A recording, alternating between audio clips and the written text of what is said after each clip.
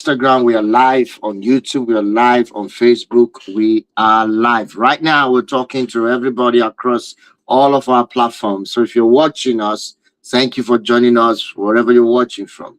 Today, we're talking about emotional loneliness in marriage. It's a live stream session. We are actually streaming all across our platform right now. Now, listen to this. Some of the loneliest people in the world are not the single people. Some of the loneliest people in the world are not the single people. I used to think it is the single people that are the loneliest people, but they're not. Guys, tap on the screen. Let's share. 200 likes. Come on now, let's go. Tap on the screen, guys.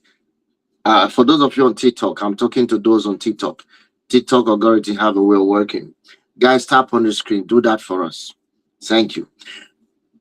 So I said some of the loneliest people in the world are not the single people. They are the married people. The married people. I'm married though, so don't just think I'm just trying to hone down on the married, those who are married. No, I'm a married person. So I'm telling you from that, that environment of seeing things in that environment for a long time. So the loneliest people in the world are the married people, not the single people. It's not vice versa. It's not like that. The single people are lonely. I said the loneliest. Mark my word, the loneliest people. I didn't say they are all not lonely. I said, but the loneliest people is the married couple. It's supposed to be the opposite. In other words, the loneliest people are supposed to be the single. Right? The loneliest people are supposed to be the single people, but they are not. And yet, many single people want to marry because of loneliness. In fact, 80% of people that marry is because of loneliness. And I'm telling you, it has become the reverse. The loneliest people are couples who are married.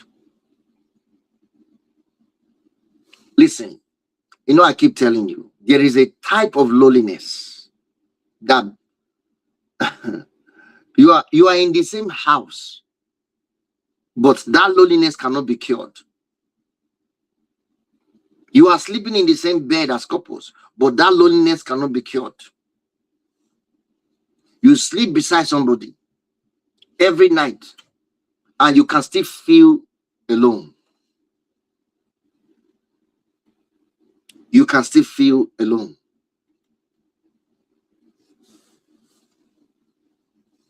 You are raising children together. You pay bills together. You attend meetings.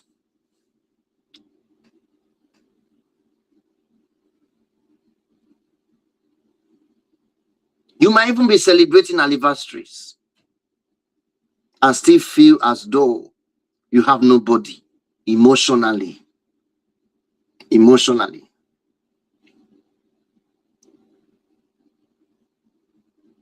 And that is what I call emotional loneliness in marriage. That's what I want to talk about.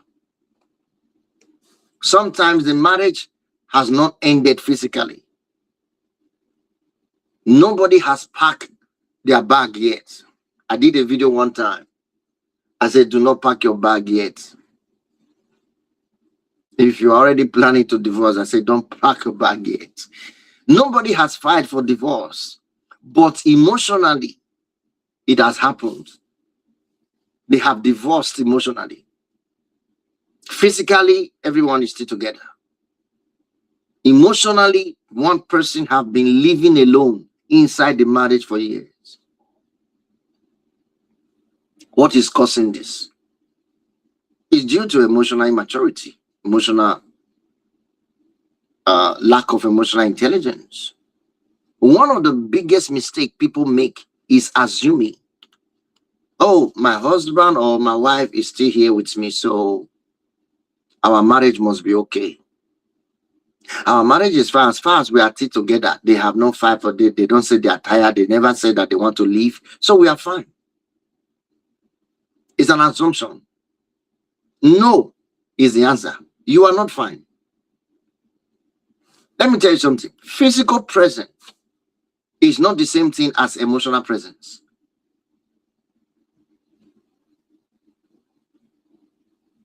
It's not the same.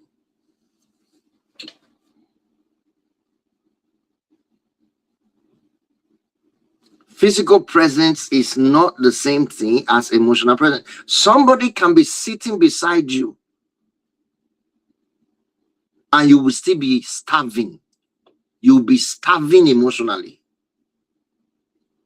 Somebody can be living with you and you will still be starving emotionally.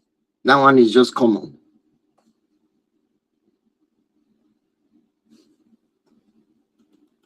Some of you have been saying, oh, I don't understand why I feel so empty in my marriage. I feel so empty. My spouse is with me. I have a partner, but I don't feel connected to them anymore. I don't know what's happening.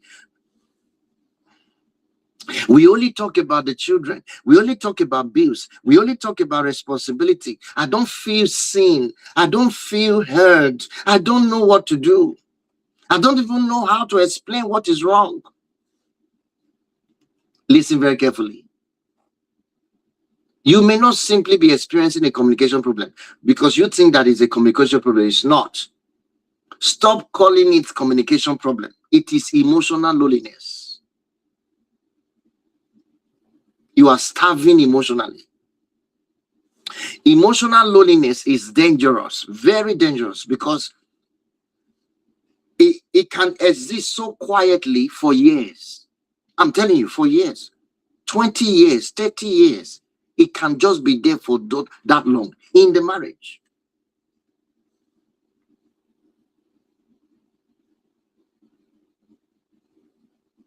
Even before the marriage will begin to break, it's already existing. Emotional loneliness is already existing even way before the marriage begin to have crisis, begin to break. I want you to understand what I just said. Way before the marriage begin to have crisis, way before the marriage begin to say, okay, we are tired, the emotional loneliness has already gained grounds. Let me explain a few things to you. What is emotional loneliness? So many of you will need to understand it. What is emotional loneliness? Emotional loneliness in marriage, in marriage, is the experience of being relationally connected to somebody, but emotionally disconnected from them. You are connected relationally. You are connected by reason of status, by reason of being married, but emotionally you are disconnected from them. That is what I call emotional loneliness. You have a spouse, but you don't feel like you have an emotional partner. Do you understand? You have somebody to discuss responsibility with, but nobody you feel safe enough to discuss your heart with. So you are not feeling safe enough to pour your heart before this person that you're with. It's emotional loneliness. You can tell them what happened at work, but you cannot tell them what is happening inside you. You can discuss issue about schools and children. You can discuss issue about mortgage with them and paying bills. You can discuss issue about the children's behavior and how they need to be disciplined. You can discuss what need to be bought in the house, from the supermarket, from the shop, whatever it is. But when it comes to you saying that you are afraid of something, or you are overwhelmed about something, or you are struggling with something, or you need reassurance from them, or you saying I miss you, or they saying I miss you to you, when it comes to those emotional discussions, emotional bondings, you become uncomfortable. The relationship begin to feel uncomfortable. uncomfortable. And this is where many couples get confused. They say, but we communicate. Yes, of course you communicate. Communication is not the problem. Communication, you inform yourself to, communication is information, right? So you communicate information. But do you communicate emotions?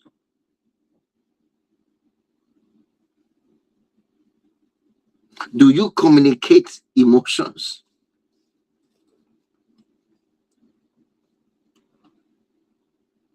Communicating information and communicating emotions are two different things. They are not the same. A marriage can have excellent logistical a marriage can have excellent logistical communication and yet terrible emotional communication.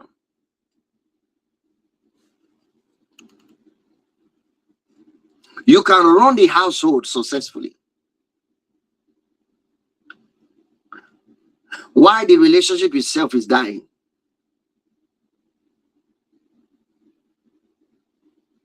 Are you getting it?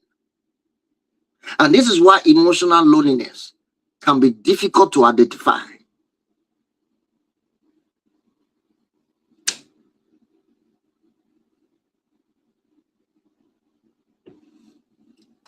In most cases, no dramatic crisis, no dramatic crisis. In most cases,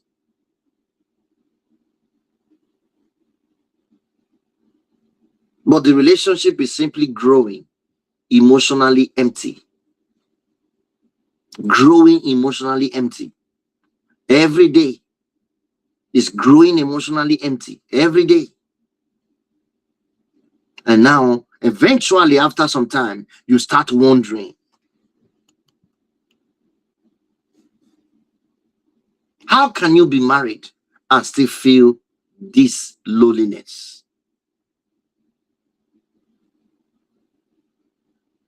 How can you be married and still feel alone? And that's the question we need to diagnose. Because loneliness is often the symptom. Remember that. Loneliness is the symptom. The deeper issue is what is creating that loneliness. What is producing that symptom? Two marriages, that's the word. Two marriages can produce exactly the same feeling for completely different reasons. Let me say it again. Two different marriages can produce exactly the same feeling for completely different reasons. One marriage may have emotional neglect, and the other marriage may have unresolved resentment. Both of them will produce, these two different marriages will produce emotional loneliness. Another marriage may have an emotionally unavailable spouse, while the other marriage may have years of rejection. It's just rejection is the problem there. Another one may have poor emotional intelligence on both sides. Another one may have repeated betrayal. Repeated betrayal.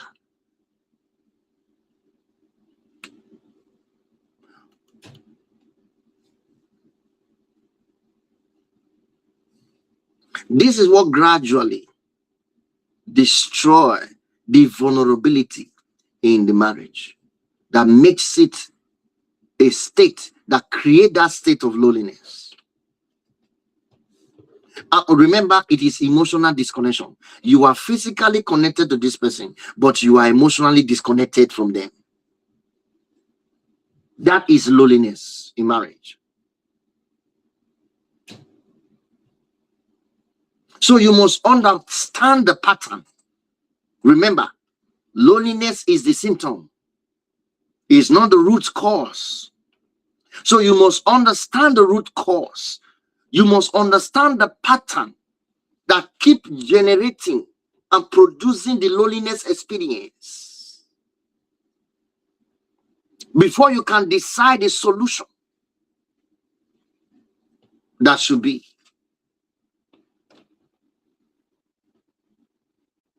So that's understanding the pattern that is generating that loneliness in your relationship, in your marriage. Remember, all marriages does not have experience the same thing, even though it's all loneliness. Loneliness is a symptom, but there are different causes of loneliness.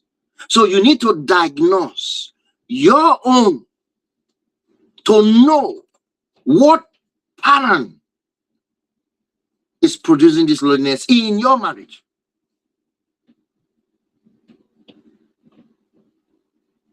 If I come here now and start teaching you step 1 to 5, this is how to overcome loneliness, it will not work for you. Because what I'm giving you is a general ideology. It may not work for you. It may work for one person. It may not work for 2 other people. Why? Because I'm giving you information, general advice, without diagnosis. It will not produce transformation. Because understanding that loneliness is a symptom and is caused by various patterns, various emotional issues and wounds.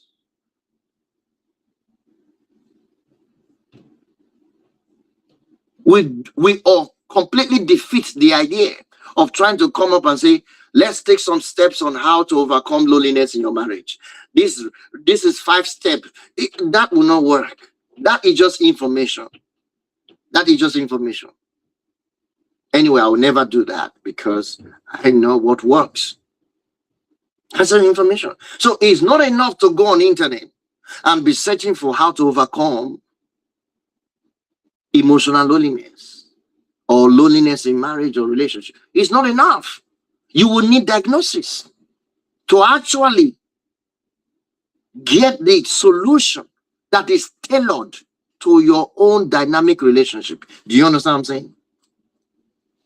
Are we getting together? Are we together? It's quiet here. I'm feeling that it's so quiet. What is going on? Is it because it's Wednesday? Is Wednesday often this quiet? Come on, what's going on? I'm not feeling the vibes yet. I'm not feeling the vibes. What is going on? Majority of people listening here are women. Men also need to bring themselves to listen. Men are always here. Don't be deceived. Men are here. I have a lot of men listening to me. Don't play. Do not play. You are just assuming. If I show you statistics, analytics, if I show you the analytics behind this live stream, you'll be shocked. If I show you the analytics, you'll be shocked. So that's not the discussion today. Yesterday, we have over 13,000 people that saw our live stream all over the world. 13,000 yesterday. And when I checked the analytics, you won't believe what I saw. You won't believe what I saw. Of course, in those cases, women are always a little percent more, because the men that watched the live stream yesterday were 40-something% men, about 48%. No, 46%. About 46% men watched the live session yesterday that we were doing. So that's a good number. Just looking at the analytics, that's a good number. So I don't want you to assume. Okay, I get the numbers. They do. They do. And that's why I'm streaming it on YouTube now. If you miss any live session, you can watch it on YouTube. Right now, it's streaming on YouTube. So ensure you follow the YouTube account. Family Aspect. You will see it there. Family Aspect. You will see my face if you don't see my face, don't join. You see my face, you will see my recent post, especially the short. I do short videos as well. Shorts, you will see my short videos. So you will know if if I'm the one there. So it's only the account that you see. Yes, on YouTube. You go family aspect, you see it. All right. So that's why I'm streaming now on YouTube, so that you'll be able everyone can watch it again. Okay. So you will need diagnosis on your particular issue. You cannot, even though in your streets you have this circle of women who are married and they come together and they are discussing and say, I don't know, I'm feeling lonely in my marriage. And the other one will also say, me too, or lonely. I don't know what to do. How come? I was not that lonely like this when I was single. I don't know why I'm so lonely now. And my husband is here, but I don't know. We don't have problem. We are not quarreling. And everyone is telling their stories about loneliness. The problem is, even though you come up with a list of things to do, it's okay, let's try and do this. Maybe it will cure the loneliness. You will be wasting your time, because each of the marriage need to be diagnosed. Each of the marriage need to be diagnosed to know what exactly is causing that. Because it's not all the same problem that is producing the loneliness. It is not all the same. So that's why diagnosis is very important. That's why diagnosis, I just told you diagnosis first. You need to know understand the pattern before you can decide what the solution should be. We should be smart enough to understand that solution is the least part we should be worried about. Once you know what the problem is, you have already solved half of the problem before the solution comes. Once you just understand what the problem is, and that's where the pattern is. I can't do that now by giving you general ideology. Like I mentioned different things just now. I mentioned some people are going through rejection. I mentioned some people are suffering from betrayal. I mentioned some marriages are suffering from poor emotional intelligence. I mentioned that some people are suffering from they got married to a emotionally unavailable partner. I mentioned that some people are suffering from unresolved resentment. I mentioned that people are suffering from emotional neglect. All of these could be different issues that project the loneliness, but you have to know which one is yours. That's why you have to do diagnosis. I just give an example now. Somebody say, can you please give us an example of problem? I just give you one now. I have mentioned different of them.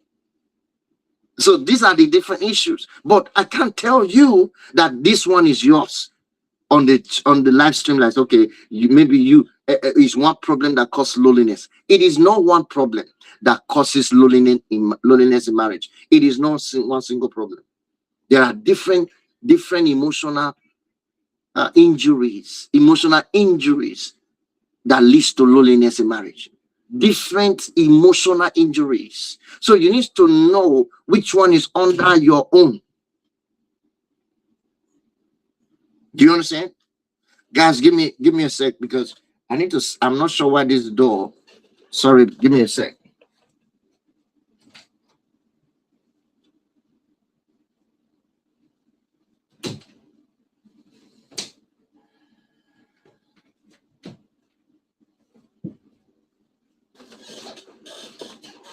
Okay, back on.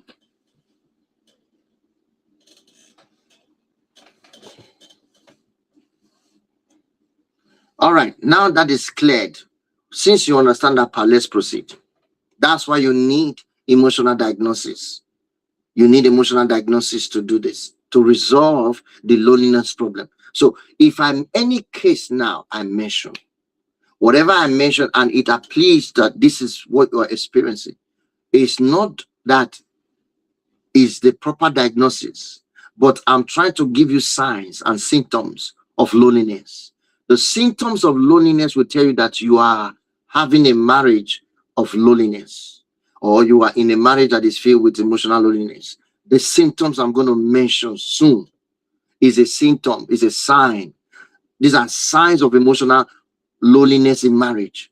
But remember, you will need to be diagnosed to understand the pattern that is generating these signs, that is projecting these signs. I can't tell you that, oh, because you are feeling unseen, and this is what is causing it. No, there are many reasons why people will feel unseen in their marriage. There are many reasons why people will feel unseen in their marriage. There are many reasons, and that need to be discussed through diagnosis. What will make a marriage A and a marriage B to feel unseen will be different, entire emotional issues, different thing. It's not never the same. So emotional loneliness have the signs. Number one, you stop feeling seen. Is one of the emotional loneliness sign. Is pain that you feel. This is the pain that emotional loneliness produce in a marriage. You stop feeling seen by your spouse, by your partner. When I use the word seen, XEEN, I do not mean physical noticing you to be noticed physically. I'm not talking about physically being noticed. That's not what I'm talking about. I'm not talking about physical seeing you physically or noticing you. That's not what I'm talking about. I mean emotional recognition. There's a difference between them. Your spouse can know your birthdays and celebrate your birthdays. Your spouse can know your favorite food and your clothing size. They can know all of that, and yet they will still not know you.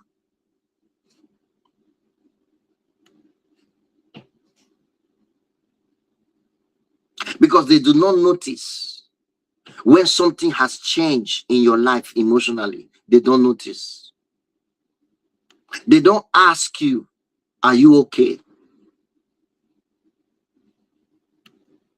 And even when they ask, sometimes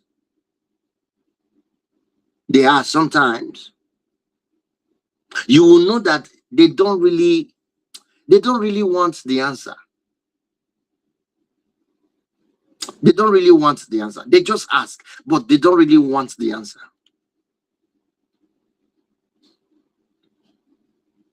Maybe you used to tell them everything,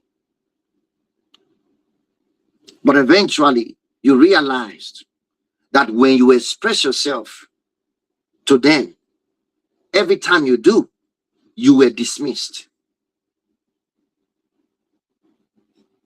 Oh, you are overthinking. Oh, you are too emotional. You know, I told you that you are too emotional. Oh, here we go again. I'm tired of all of this. Your complaint. You are always complaining. Why are you always complaining? Oh, that is not that serious. So eventually, you learn to stop talking. Because every time you talk, you get dismissed. So eventually you stop talking. And this is how emotional loneliness begin to grow. But there is a reason why your partner does no longer pay attention to your emotional pain, emotional needs. There's a reason why your partner do not pay attention.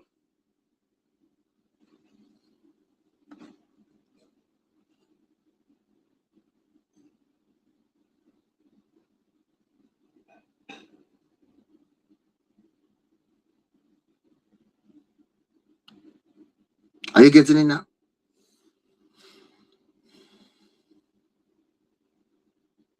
So sometimes we have this repeated emotional dismissal.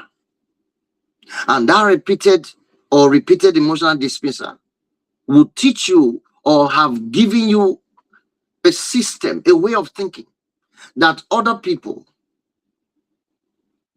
you cannot be around them and be vulnerable. In other words, you are no longer safe to be vulnerable with people, apart from your current partner.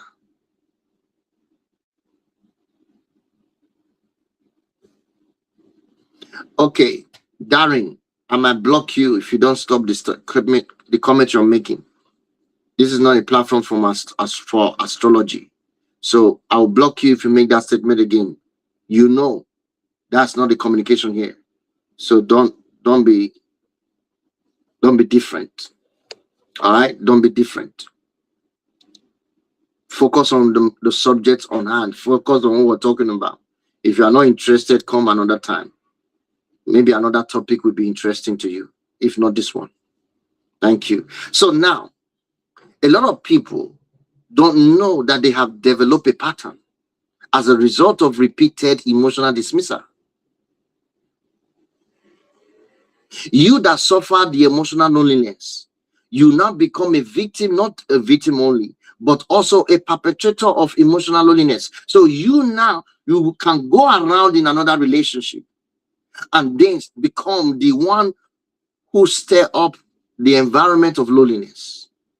Because you might be thinking that the person that you are now with, you are not safe to be vulnerable in their presence. They may judge you, they may dismiss you, just like your ex.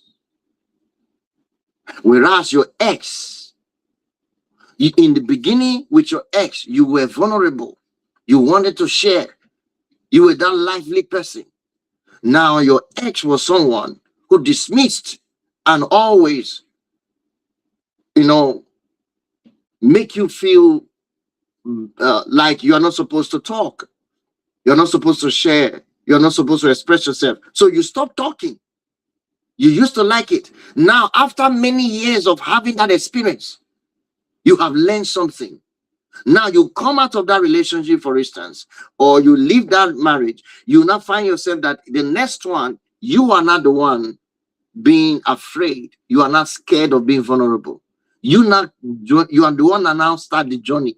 You now start the journey of emotional loneliness in the new relationship. Are you getting it now? So that's why you need to understand this. How do you deal with a spouse who will blame you even when they are wrong and doesn't like when you're happy? It's not about dealing with them. It's about understanding the emotional imbalance, the emotional damage that is there first that caused it.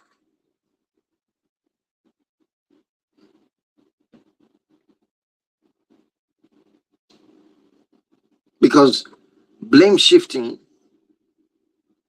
is a sign of emotional immaturity.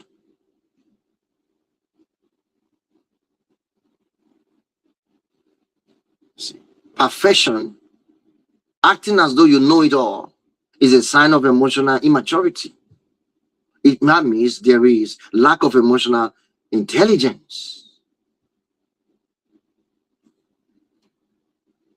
So people like that will struggle in relationship. They will struggle to make relationship work. That relationship will be full of pain. It will be full of regrets. It will be full of toxicity and constant argument and quarrels. Why? Because emotional needs are not being met. And one person is like the relationship is not balanced. It's not balanced. Everything is on one side. Everything is on one side. Some people have been rejected a lot of times in their relationship. And after enough rejection, something begins to happen to you. You stop asking. You stop talking. You stop connecting.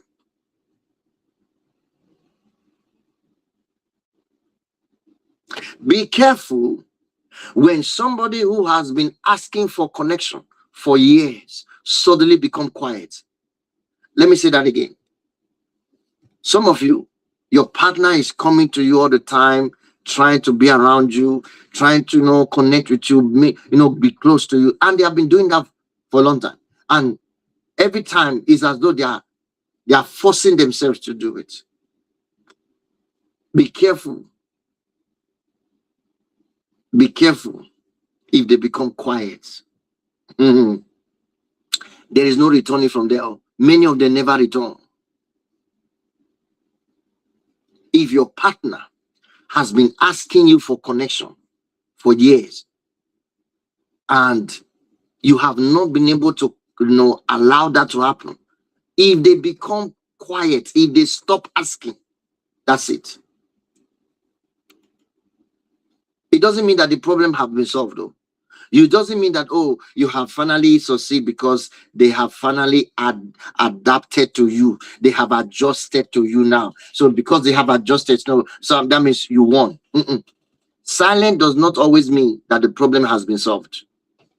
Sometimes that silence means they have stopped believing that talking will change anything. So they have had an alternative. They have made up their mind that they will never talk about it again. They will never go there again. They will never make such attempt again.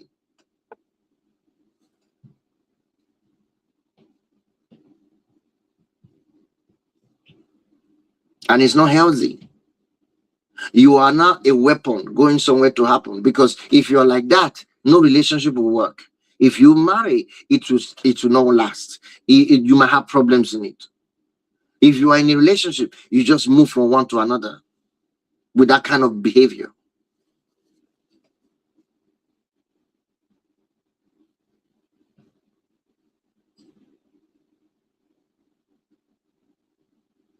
When I'm not sure how many of you have been there, some of you have felt alone during your hardest moment. You have felt alone during your hardest moment. You're welcome, Shava. You have felt alone because you see, you are going through something that is very difficult, but emotionally, you feel like you are going through it alone. That's emotional. You are not single, you are married, but that's emotional loneliness. That's emotional loneliness right there.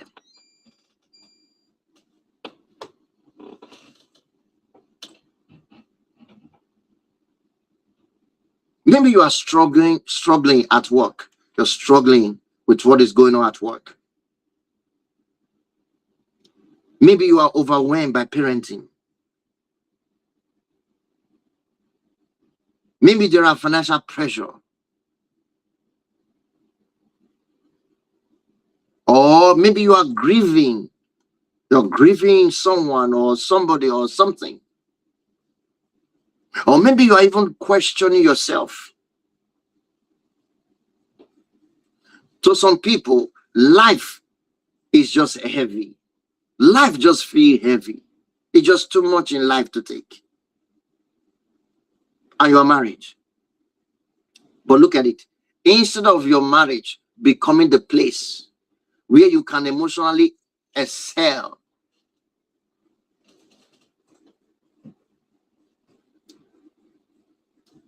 that means just exhale, just breathe, release your breath, release your worries, release your burden, release your fear.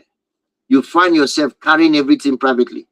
Instead of extracting your pain, you are internalizing it. That's emotional loneliness. There's nobody to talk to. Nobody will understand how you're feeling. Nobody understand what pain you're going through.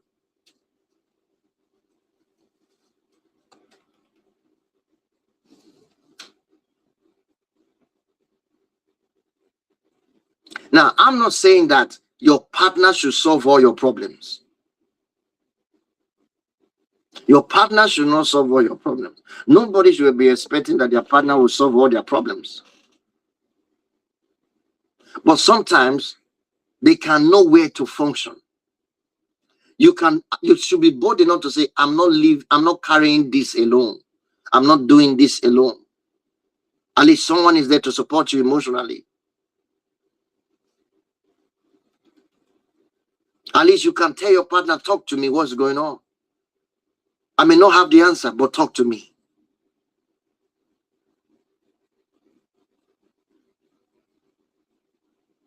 I may not understand everything that you're going through, but I'm here.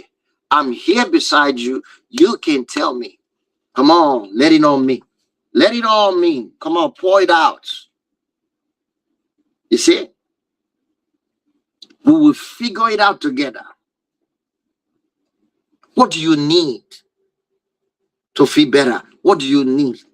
Can you imagine your partner asking you these questions? What do you really need to feel better? And some of you, you may even have a partner that is asking you these questions in your time of loneliness, but you will ignore them because you are used to loneliness. That's another bad aspect of this. It's a very dangerous experience. You can be in a state of loneliness for too long that you want to stay there. You don't know how to come out. Even when you marry somebody who really care about your feelings, care about your needs, and really want to help you, but because you are used to that place, it is your way of living. It's now your pattern. It's what regulates your emotions. So it will be very difficult for you to come out of there. When someone is asking you, what do you need to feel better? You won't be able to say anything. You will tell them to leave you alone. You'll be fine. Even when they come to you and say, we'll figure it out together, let's do things together, let's do it together, give us some time, trust me, you will not be able to open up. You are struggling because of the place that you have been, which is a loneliness place that you have been for so long. I don't know if you understand what I'm talking about. So you need to look at it from these angles that I'm sharing them with you. That's why a lot of people struggle with emotional support. When somebody wants to support them emotionally, they struggle with it. It's because they are used to that loneliness. Some people carried it into their marriage.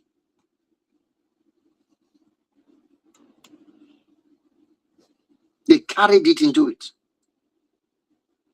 Because when you were lonely as a single person and you didn't know how to break free, and you decided to marry because you think if you marry, your loneliness will stop, that's where you made a mistake. People who marry as a result of loneliness eventually end up being lonely. In fact, they become lowlier, if there is a word like that, and become the lowliest in marriage. Let me say that again. People who, as a result of loneliness, the pressure of loneliness, got married. They marry because they are tired of being lonely. They eventually become lowlier, even become the lowliest in the marriage. Marriage will not save you from loneliness. You have to be able to know that you have broken from the bondage of loneliness first before you marry.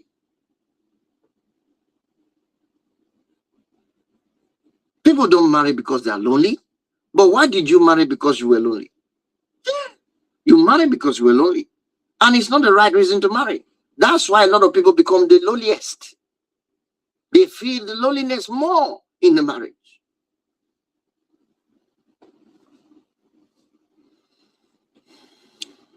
So stop trying to use your partner as your therapist.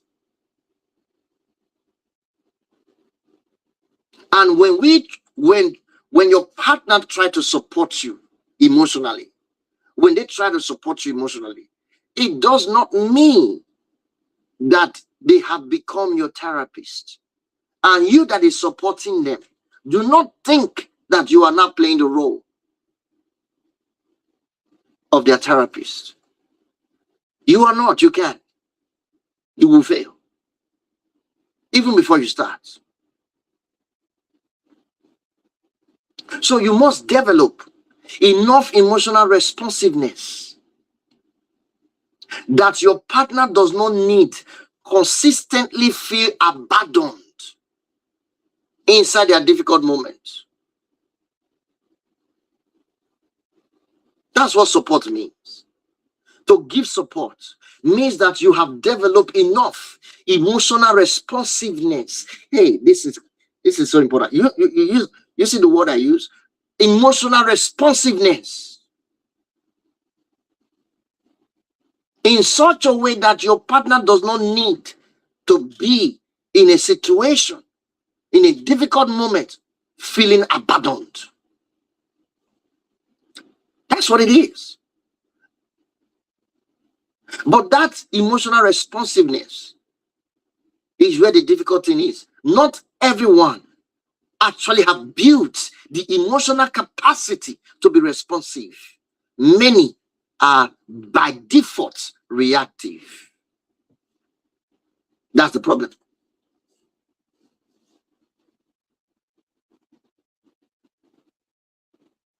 For many people, they have developed emotional reactivity instead of emotional responsiveness. So when their partner is in a difficult situation emotionally, they don't know how to respond. All they do is to react instead of responding. And that's why you feel still lonely. Yes, they love you. They even tell you they love you. They buy you gift, they try to, but when it comes to emotional connection, they can't do it. They don't have the capacity. All they do is to react instead of respond.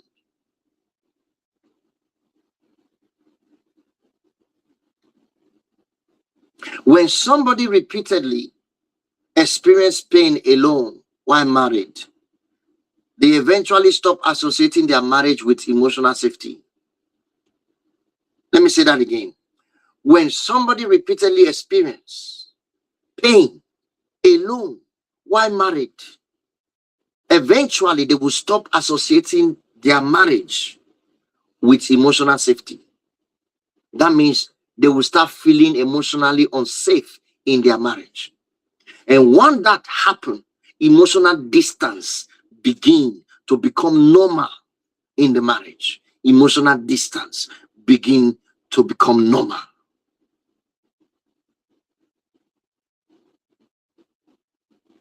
Emotional distance is what is a result, is as a result of emotional disconnection. So it's a product of emotional disconnection. The reason you distance yourself from your partner emotionally is because you're disconnected.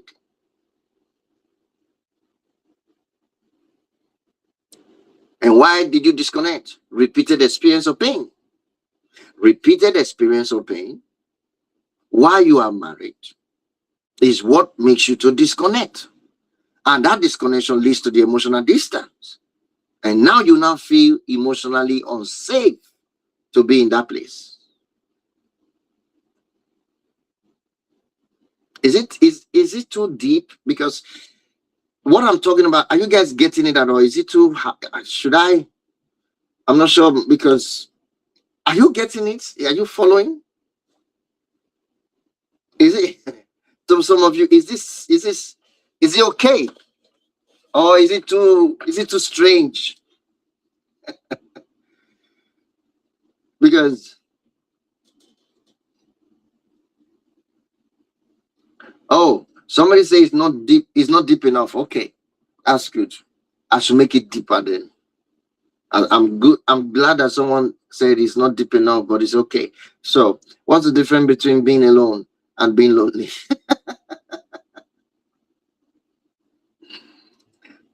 I like that.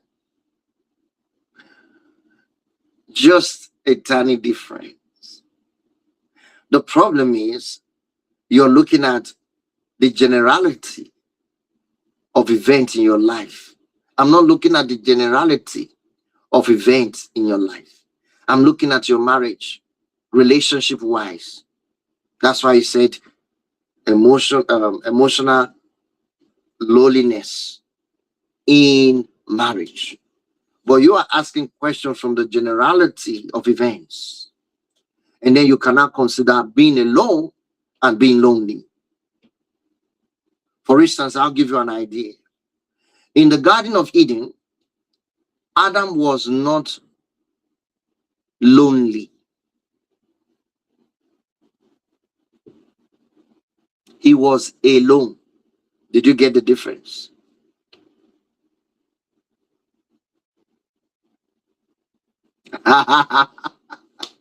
Okay, let me explain. He said it was not good for the man to be alone. He didn't say it was not good for the man to be lonely. Two different things. Because the man was not lonely, he was alone. Two different things. He had companion, but it was not suitable for him. The companion that he has were the animals, the plants, the creatures, other creatures were his companion. He was busy, but he was alone. He was his kind alone. His kind alone, not lonely, his kind. He was the only kind. Every other creatures had their own kinds in pair. So they have their kind in pair. He was alone. He was the human being alone. So he needed a suitor, a compatible suitor.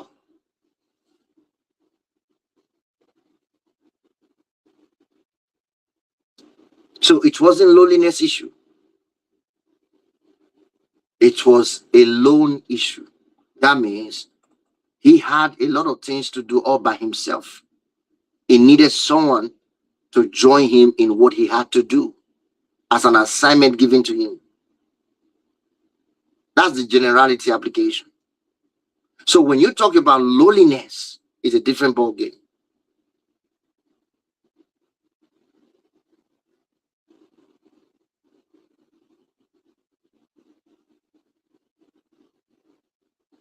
I already describe emotional loneliness. You cannot be, let me explain this. Loneliness is as a result of emotional disconnection.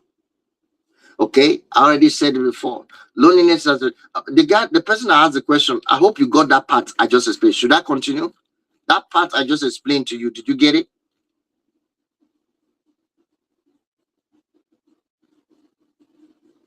Did you get that part? I need you to respond because did you get the part I just explained? Both that first part. Did you get it?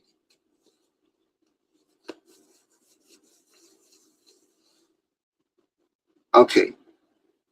Now, when it comes to loneliness,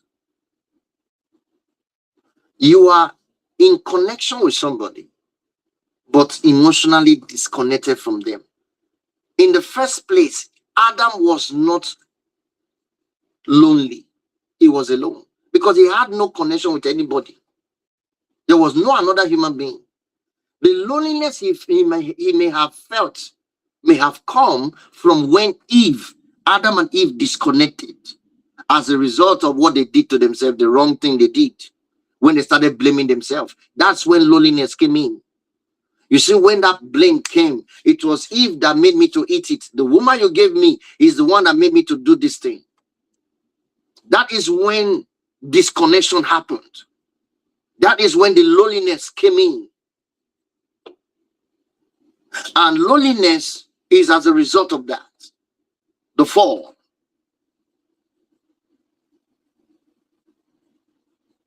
But being alone, feeling alone is different from feeling lonely. I just explained that now. At least using this logic for you.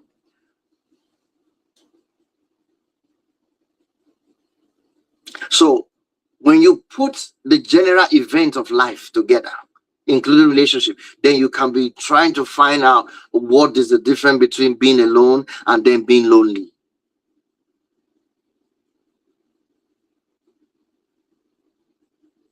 If you have never been emotionally connected to somebody as an intimate partner, you can never be lonely. But you are alone. And that's why singleness is not supposed to be described as a loneliness state. It's a lonely state.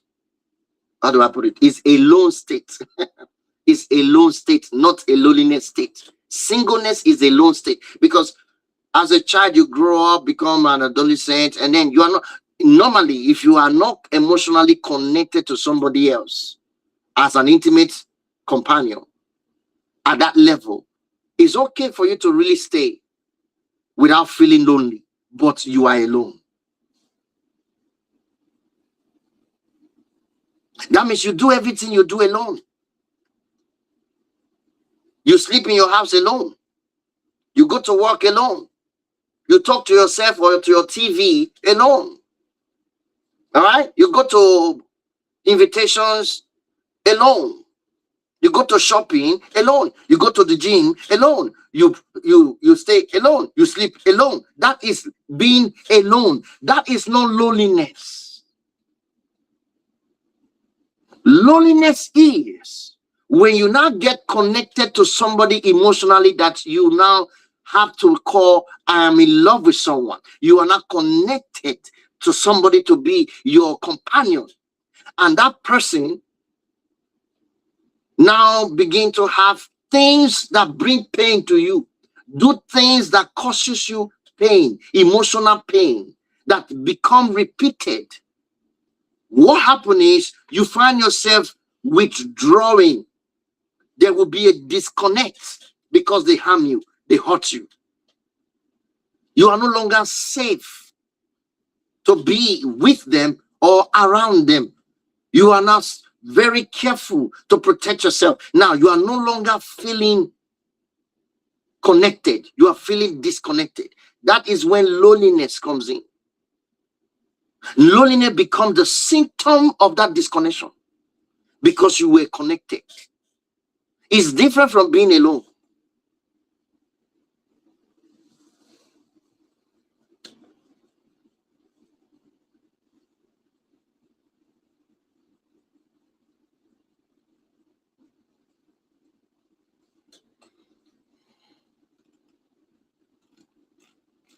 I hope I've explained that part clear now. It's clear now. You got it?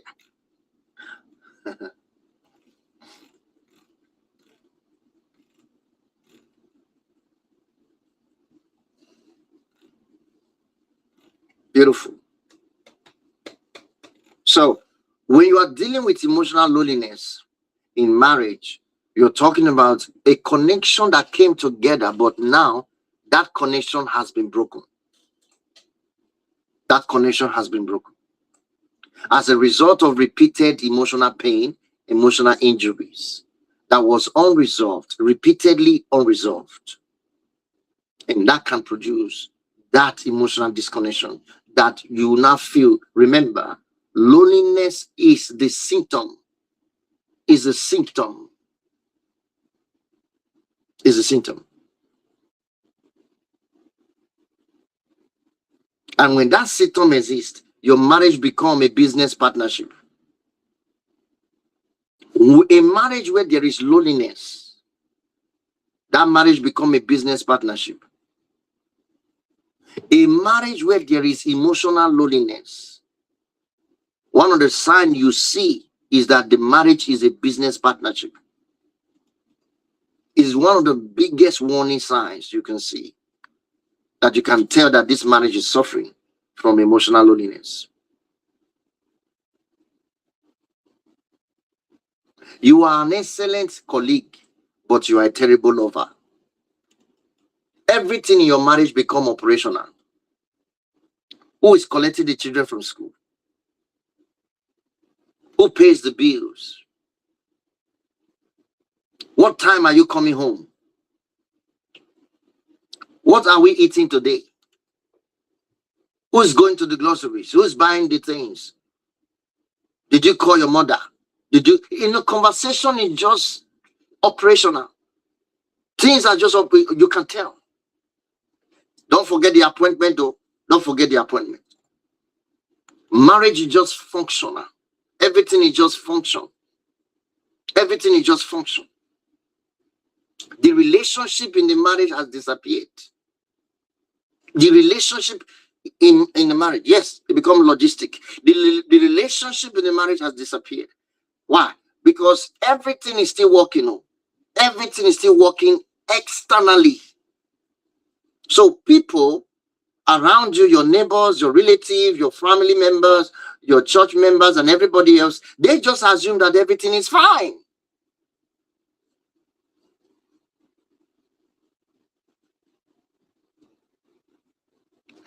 Do you know the shockest thing?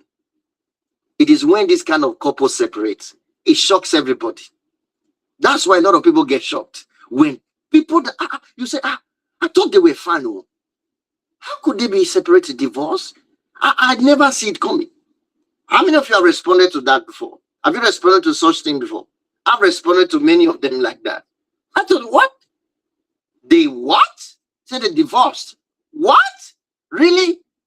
No way. I thought they were okay.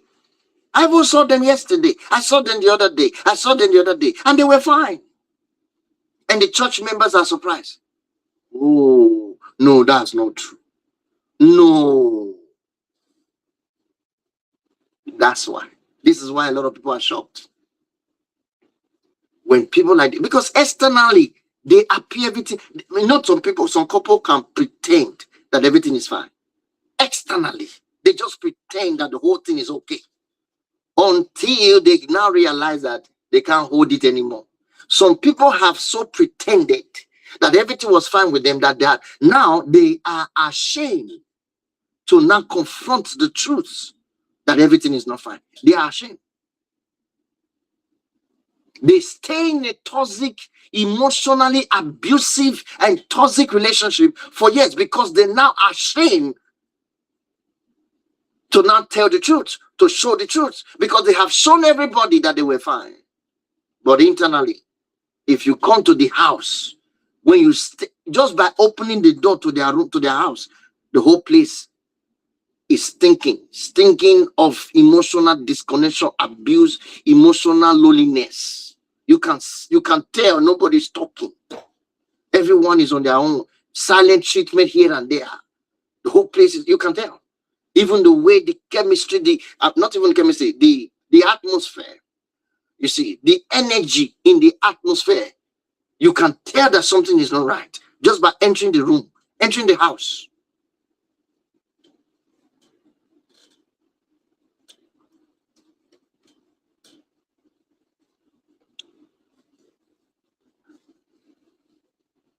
You know, one of the religious cliché is that we think God will fix every problem we have. He's not going to do it. I'm sorry to break it to you. He has already done it. So why are you still going through what you're going through? It's because you are stubborn. Number one. Number two, you don't understand what your role is, your role to play. You don't understand your role. In the situation you are in, you don't know what you are supposed to do. Number three, you are asking God to do what you are supposed to do. And that is the biggest one. This cliché or the cliché, God will solve all your marriage problem, is a deception. That's why we have churches marriages in churches are breaking after 20 years, after 15 years. You think they were not praying? You think they were not serving God? Why? Because they left everything for God. 80% of your marriage is wisdom personified. 80% of the solution to your marriage is wisdom, not prayer. Question is, which one are you doing? You have given, in fact, many of us, you have given all of your marriage problem to God. You are solving nothing. Your role, you are not playing it. You are waiting for God to do everything. That's the problem. And you wait for that marriage to break. It will break. I have seen deacons, deaconesses, church leaders, pastors everywhere falling short of these truths. Marriage is suffering. Everyone is saying God can fix every marriage. God can. He has already done it. He's not going to fix it. So stop trying to use all those languages without understanding the revelation behind it. That's deception. Do you know how many people have been praying concerning their partner that is cheating? They have been praying concerning the lies and the pain that they are going through, fasting and praying. Why has answer not come? Is it that God doesn't answer? God have answered since. Because what you're trying to fast and pray for and use God to do is what you are supposed to do. What is required is wisdom, a change of your mindset, emotional reset. That's what you need.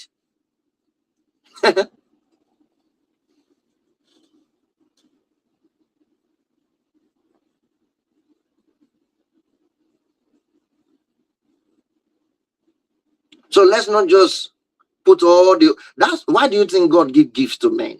this kind of gift? Why do you think God give this kind of gift to people?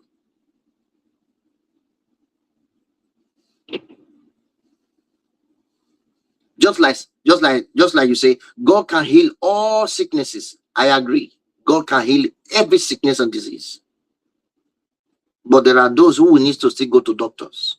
So God said, I will provide them doctors because they don't have the faith enough to receive from me, so that they can live. So there are things I'm telling you now that your prayer cannot solve. Praying to God will not solve it, except you listen to what I'm telling you. Because you are praying, and that's why you heard me. Some of you were just scrolling on your TikTok. You have never seen me before. You were just scrolling on TikTok. As you were scrolling, there I am. I showed up. You heard my message. Then you click. You listen for a while. I say, this guy is just talking to me. And then you went to another video. That's God answering your prayer.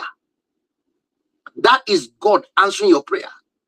But many of you will still leave that kind of video. You walk away, it's very nice. He spoke very well. He spoke very well. And then you go back to praying. Oh God, oh God. Easy. His wisdom you need. It's what you understand. Many people don't understand how God helps his people. So that's where the problem is. You're too religious to understand the way God works. So let's leave that aside. I just saw the comment and say I needed to correct that religious cliche. You know that lady that was in that big church, that singer, that the husband and the wife were in the church. The lady was one of the head musical director in the church. The husband on life, the situation was on for many, many, many, many years. You think they were not praying? How many of you understand? You remember that story? Did you remember that story? To the extent that when the woman was singing on the altar, she will be crying her pain out through the song. Everybody will be feeling the anointing.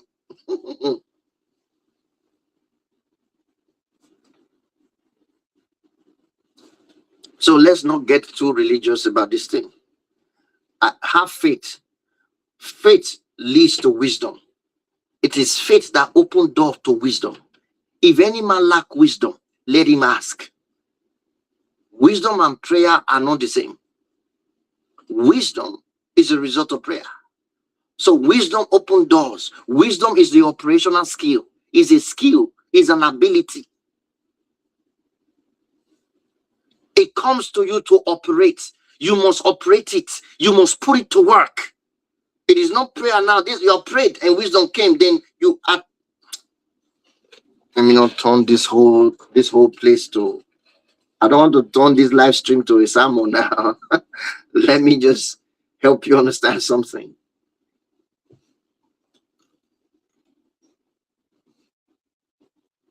We have couples who used to be intimate.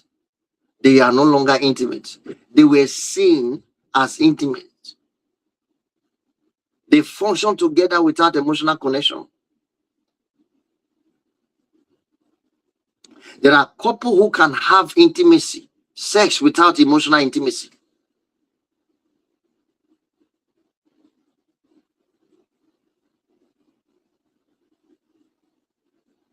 There are couples who go on holidays. They will go on holidays without intimacy. They will go on holiday without intimacy.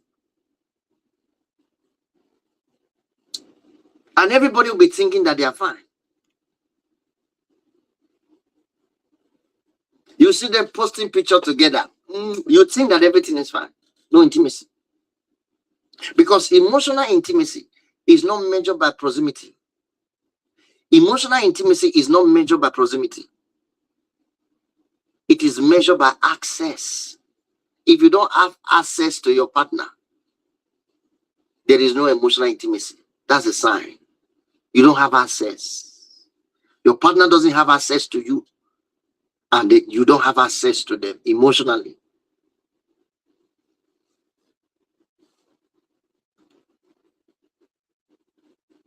If you are my partner, do I have access to your inner world? That's the question.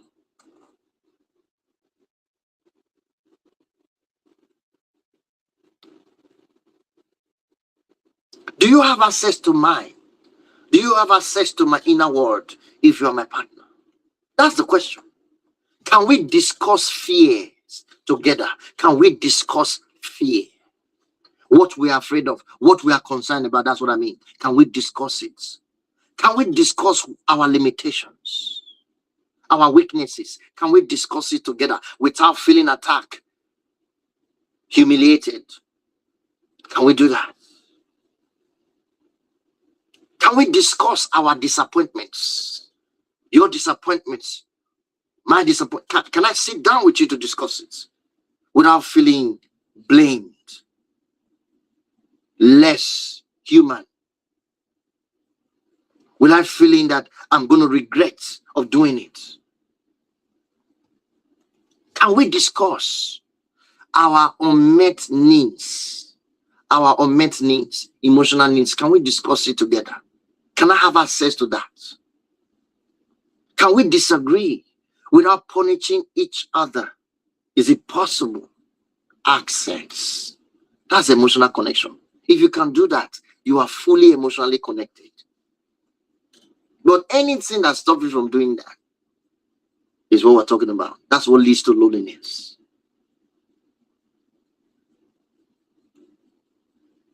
I want to ask you a question. Can your partner tell you something difficult without immediately preparing themselves for defensiveness, for ridicule, for anger, or emotional withdrawal? Can they discuss something? That's where intimacy lies. That's the secret mystery of intimacy. That's it.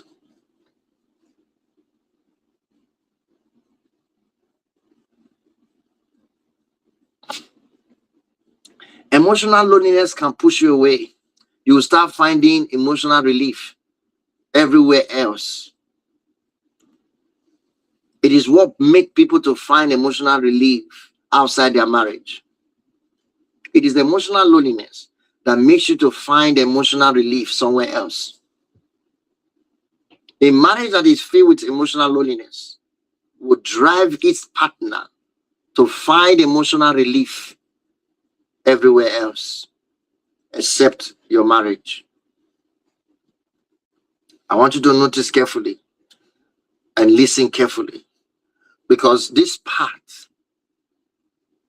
may make somebody uncomfortable if you're listening.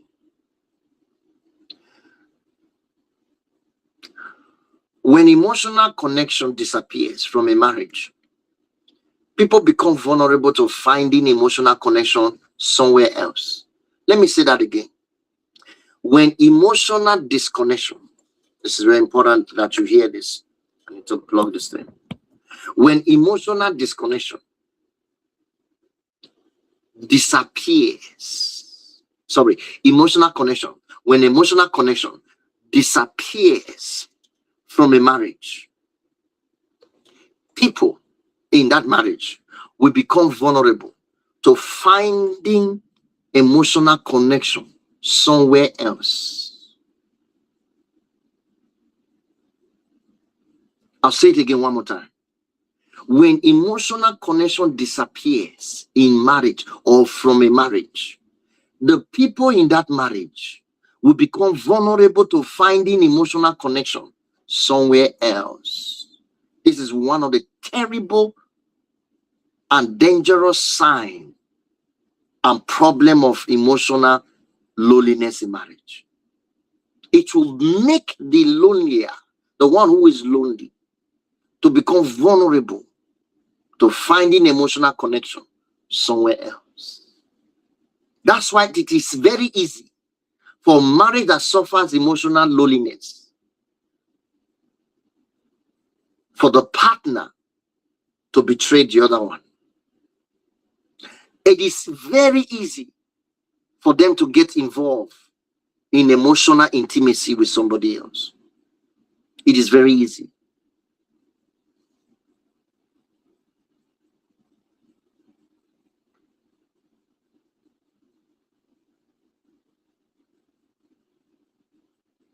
I'm not excusing infidelity. No, I'm just telling you the loopholes. This is what lead to it. This is the loophole. I'm not excusing it. I'm not saying that infidelity is allowed. No, I'm telling you the loophole. An emotional deficit does not justify betrayal. No. But if we are serious about relationships, we need to understand vulnerability before the catastrophe happens. If we are serious about our relationships, I said we need to understand the vulnerability before the catastrophe happens.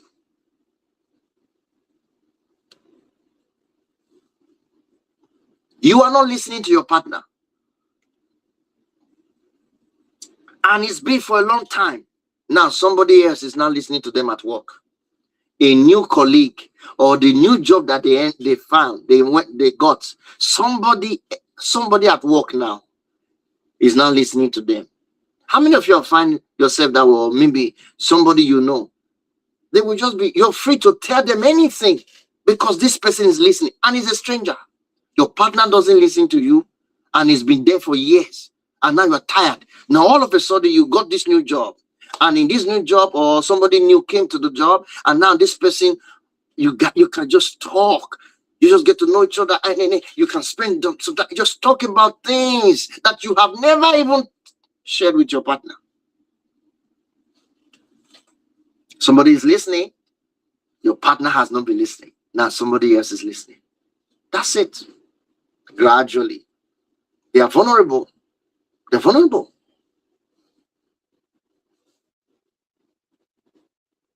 Maybe an old friend.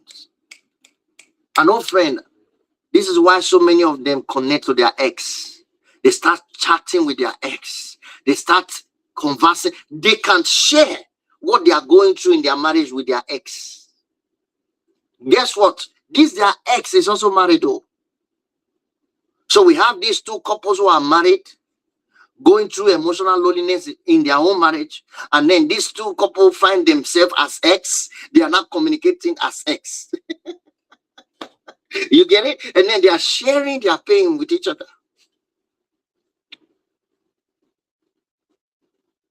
And this is why people do it. They are vulnerable. Maybe somebody online just show an interest in your picture, and you know you are just there, just show, and then guess what? Small conversation, you start chatting.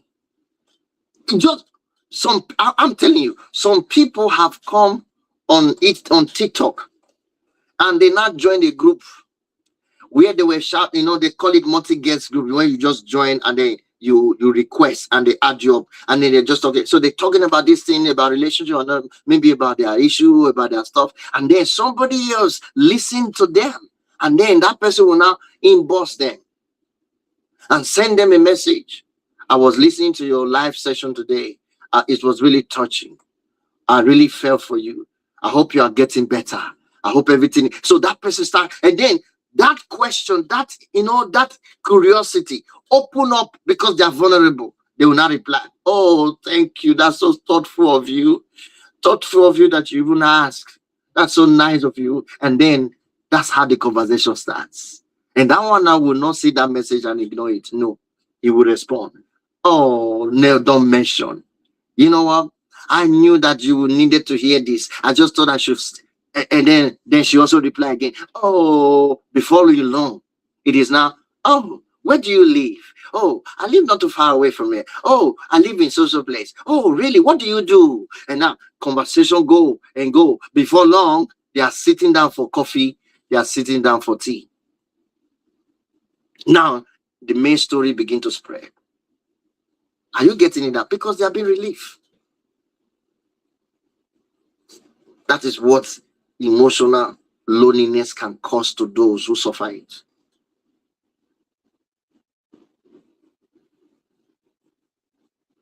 And then you get that big hug.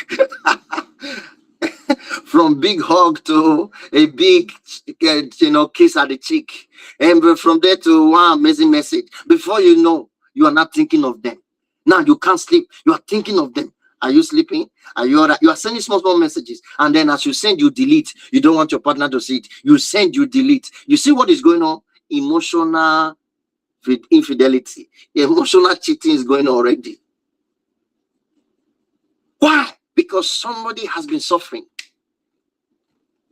Somebody has been suffering. Suffering from emotional connection. I say when emotional connection disappears in a marriage, from a marriage, the people in that marriage will become vulnerable to finding emotional connection somewhere else. Make no mistakes about it. That does not justify infidelity, but I'm letting you know the catastrophe that happens as a result of emotional loneliness that you refuse to address in your marriage. I'm just letting you know. As a result of the emotional loneliness that you refuse to address in your marriage, this is what's going on.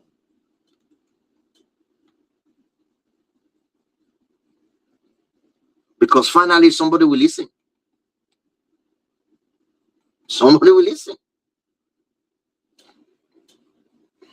And all of a sudden you are thinking, this person understands me better than my husband.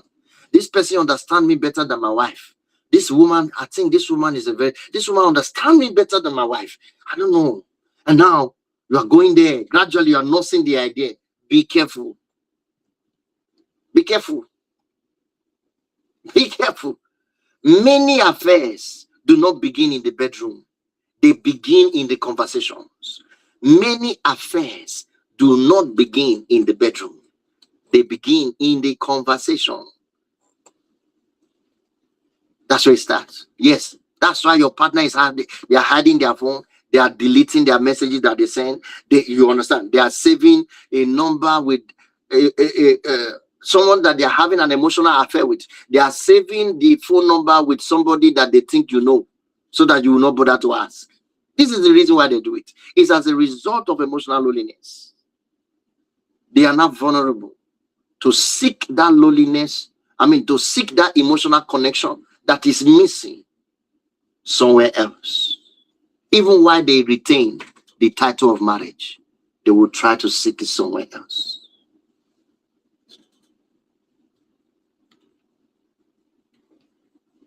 Finally, somebody listened, and gradually, the emotional intimacy that should have been protected inside the marriage is now being developed somewhere else. And again, emotional loneliness is not the permission to cheat. If your marriage is lonely, I didn't say alone. If your marriage is lonely, please deal with the marriage. That's why I'm here. Get help. Create boundaries. Solve the problem. Get the diagnosis. Know what is happening. Know why you are going through a lonely section in your marriage. Know why the loneliness is there. You must engage on that difficult conversation to solve the problem. Seek clarity. Go for clarity.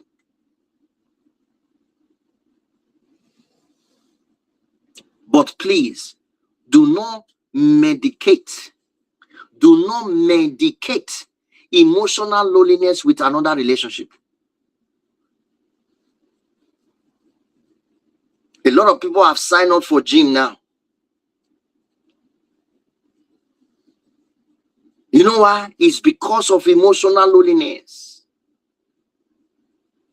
Emotional disconnection is pushing people to gym so that they can find associations, find companions, people they cannot connect with emotionally, to relieve the emotional pressure that they are carrying in their house, in their marriage. And many affairs have been created as go and check what is going on. Many affairs have been created because of that. Many affairs. Somebody that have never gone to gym for almost 20 years, 40 years. For they are 50 something. They have never gone to gym. It's now they went to go and sign up for gym. He said, no, well, I'm old age now. I'm 50 something. I need to go to gym. No, it's not that one. It's because of the loneliness. If you are knocking and connected and knocking almost 3 times and 4 times a week, you will not need gym. You don't need to go for gym. You don't. I'm telling you, if you are knocking and you are emotionally bonded with your partner, you are knocking about 3 and 4 times a week, you don't need to go for gym. What do you need gym for? The sweat that you'll be sweating in that art, in that acrobatic after 15 minutes or 20 minutes, you know that you don't need gym.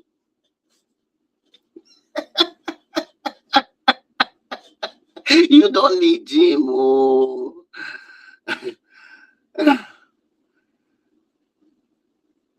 Somebody say you are wrong. My dad is I'm not. He's going to his 89, 79, 80. My own father. He gave birth to me in his early 30s. So my own father is about almost 80 now, 79, 80. I've never seen him go to a gym. Never. He and the wife, I've never seen they go to a gym. So it's not about, not everybody needs gym. All those are marketing strategy. If you find out, you'll be shocked. Not everybody needs gym.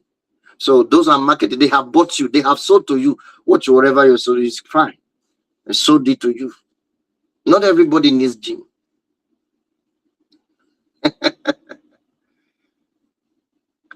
Good food. That's it. Vegetables. Eat well. Eat good food. Eat cropped and cultivated agricultural produce. Eat well. That's all you need. And then do this thing I'm telling you. Ensure that there is emotional connection in your marriage. Forget it. You don't need any other thing. All those gym and story. You don't need to go to the gym. It's association. Why can't you get a treadmill in your house? If you need a gym, why did you put a treadmill in your house and use treadmill? What about walking around your block for just 30 minutes? Walking around the block. Do you need to go to gym? No.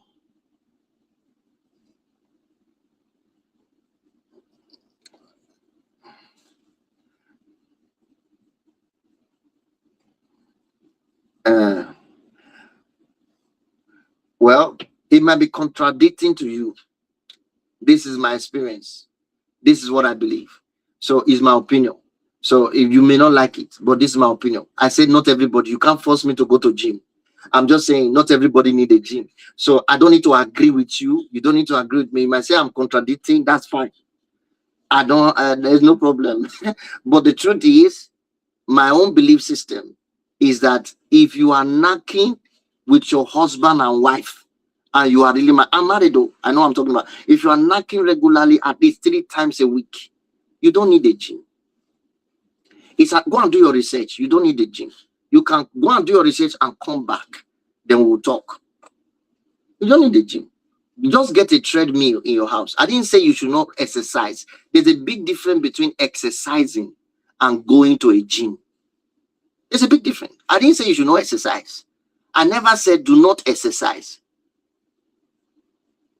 The major exercise that that I saw my dad do is to walk. My dad can walk for 2-3 miles in a day. He can walk. He wake up very early in the morning, and as early as 5 o'clock, he will just walk around for about 1 hour, 2 hours. Every day he does that. He doesn't have to go to gym. So I'm not contradicting anybody. I did not use a wrong example. I know what I'm saying. You interpreted it wrongly. So haven't settled that. I'll leave you for your opinion. It doesn't matter. Because people have created a niche of emotional affair by using the gym. Imagine you wear all those bikini. You wear all those tight stuff. And then your bum is showing with the light crossing it. And then your boobs, everything is showing. And you go and wear that short that tight up and bring all your third man, all your third leg is out. I mean, it's showing. and then you are showing your flesh, your muscle. You think somebody will not, you are not putting somebody in under pressure. Or you see that one, you will not be under pressure when you have been going through emotional disconnection. Don't deceive yourself. Don't deceive yourself. So let's be sincere. Some people are going there because of that. Just to create an emotional relief. They are there to relieve their emotional loneliness. By somebody saying, hi. Of course, you might tell them you are married, I'm married, but it does not stop the release. You still stay there and feed your mind, feed your eye, get conversation going.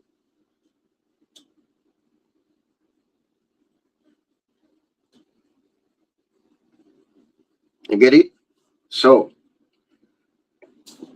those things are very important. Very important. Anyway, I've said my own. I have told you what it is. The problem that is caused, the reason a lot of people have emotional affair, I have already told you. It is the result of loneliness, emotional loneliness. That's why people are having emotional affair. Emotional loneliness is equals emotional affair, period. Emotional disconnection will produce emotional loneliness. Emotional loneliness will gravitate into emotional affair. Before long, it is not physical affair. It's as simple as that. That happens in marriage. It's happening now, whether you agree with it or not. It's happening now. That's why you see some people that separate in their marriage. They are trying to get on a process of divorce. They can't wait before they start an affair. They can't wait for the divorce to be complete. They begin to start an affair even while they are still negotiating the terms of the divorce proceedings, just because they are separated. Separation does not mean divorce, and separation does not give you the right to start now going about and committing emotional affairs or physical affairs. The reason people do it, it is because they have suffered loneliness for too long. They are starved for too long. I'm just giving you the keys so that you understand what is going on, instead of just blaming them and shouting and doing all those unnecessary, fighting unnecessary things. Some people are solving unnecessary problem. The problem you are solving is not the problem.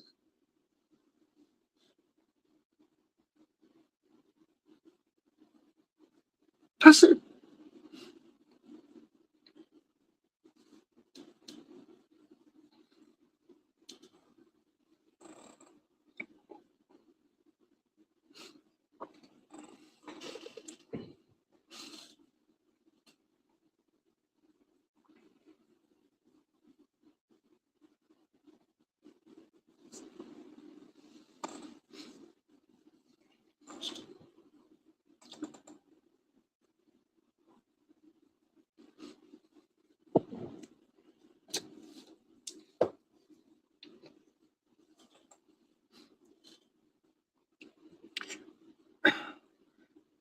Some of you need to understand something.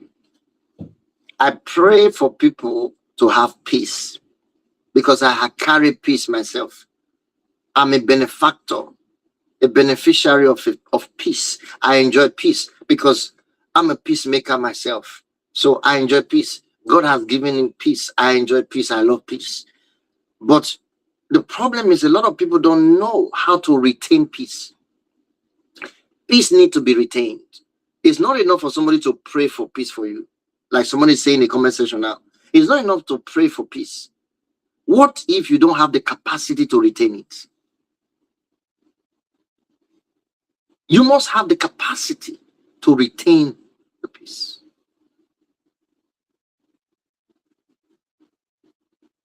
Some people don't have the capacity to retain peace. And that's why they keep asking for priests to be pray for peace for me, pray for my peace, pray for no capacity. You must have the capacity to retain it. If you don't have it, you lose it. So it doesn't matter how many people pray for peace for you, if you can't retain it, if you can't keep it and multiply peace, peace ought to be multiplied. See, you first is to receive it when it's given to you through prayer, through impartation, and through knowledge. You receive peace. Then when that peace comes, you're supposed to retain it. And in retaining it, you now have the responsibility to multiply it. And how do you multiply it? By being a peacemaker. You become a peacemaker. That's how you multiply it. And then you become an embodiment, an epitome of peace. You become someone that conveys peace. Everywhere you go, peace just happens. It's an environment. You become the environment of peace. You don't need to be praying for it again.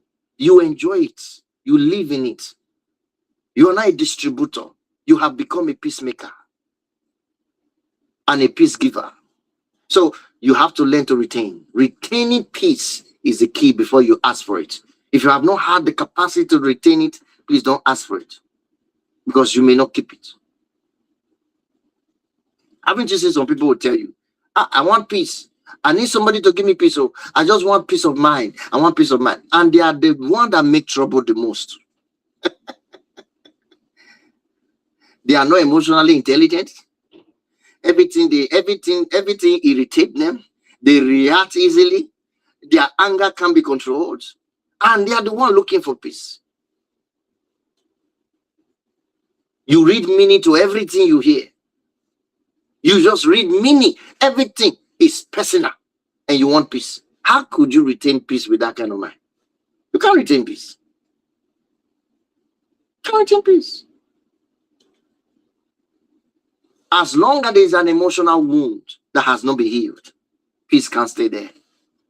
Peace and worry does not go together. Worry have to go before peace can come. The absence of worry and anxiety is the presence of peace. As long as you are worried about this and that, and you are concerned, you are troubled, your mind is racing, you can't retain it. No matter how many people pray and lay hands on you and pray peace, it will not be retained.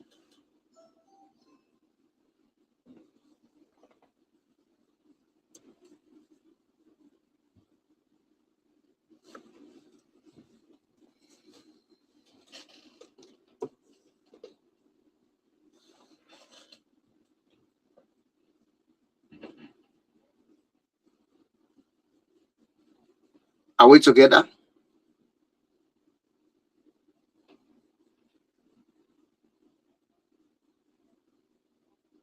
Post the peace there is done your exercise. Darren.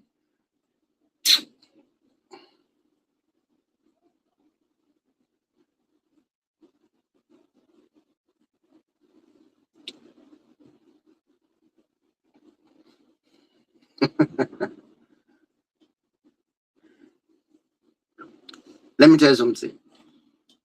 Have you found yourself questioning yourself? You're just questioning your own emotional needs.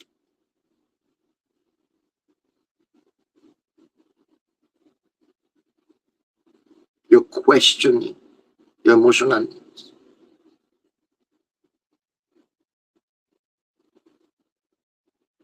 If you question your own emotional needs, it is a result of loneliness. And this one is very painful. When emotional neglect continues long enough, you can begin questioning whether your needs are reasonable. Some of you have forgotten whether you have emotional needs or not. You have completely neglected it, your own needs. Why? Because you have experienced emotional neglect for too long. For too long.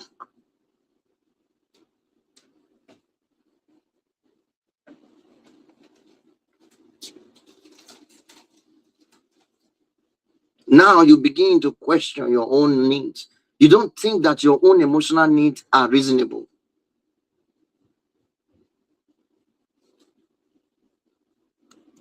Just by asking for basic emotional need, basic emotional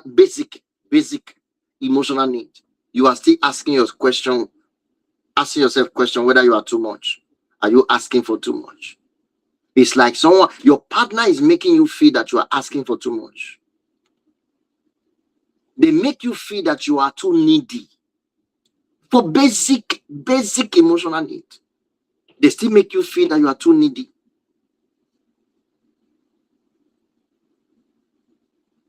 They make you believe that marriage is just like that. You don't need to ask for anything. Just flow.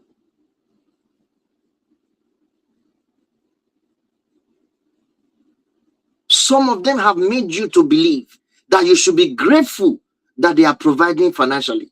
That is enough for you. What else do you want?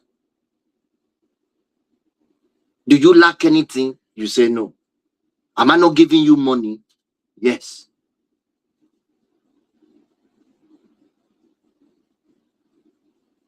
But the basic emotional need is missing.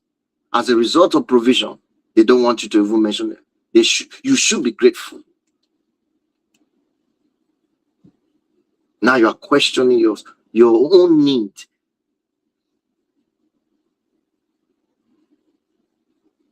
Some of you said to yourself, maybe I just need to stop expecting affection. I have stopped. I just need to stop.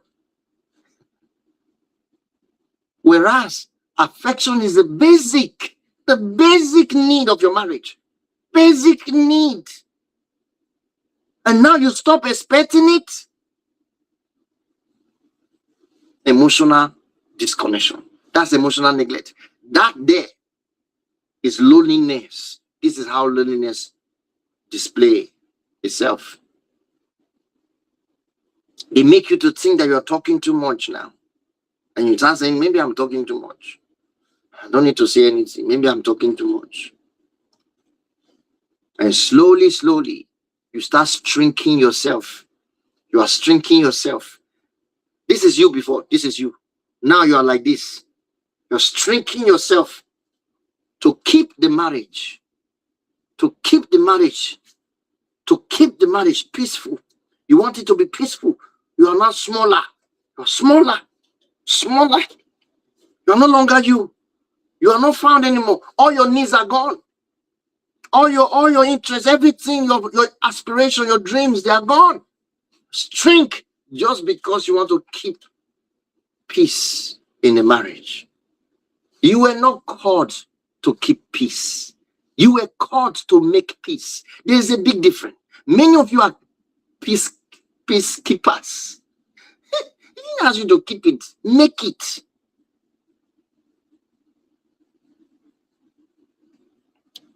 Peacemakers. Don't shrink. No, we don't shrink. We live to our fullest. You're supposed to live to your fullest. Your full potential is supposed to be expressed in your marriage. No man or woman is supposed to shrink you. You're not supposed to shrink anything. So if your marriage is shrinking you until you are so small, you are no longer found just because you want to keep peace. Sorry. That's not plan. That's not the plan for you. You are living the wrong dream. Now you stop asking for conversations. You stop asking for affection. Affection. You stop asking. Where do you think that will lead to? Now you stop asking for quality time. You can't even express it because you don't know what you're going to get in return. You don't know how they are going to react. You stopped expressing your disappointments.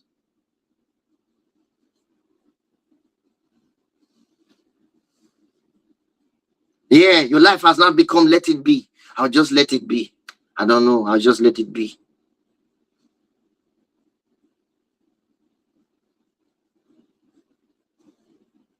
You have become easier to live with because you have learned to need less. You see, that's why you become easier to live with, because you cooperate, you tolerate, and nobody is tolerating you. Nobody is cooperating with you. You are the only one tolerating. You are the only one cooperating. You are the one. You are the only one that have become.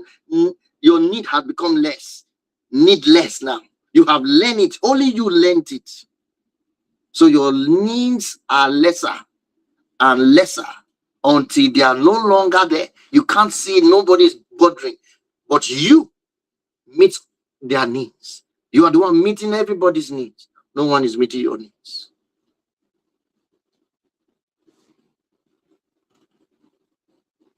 Hear me. Emotional maturity does not mean having no needs.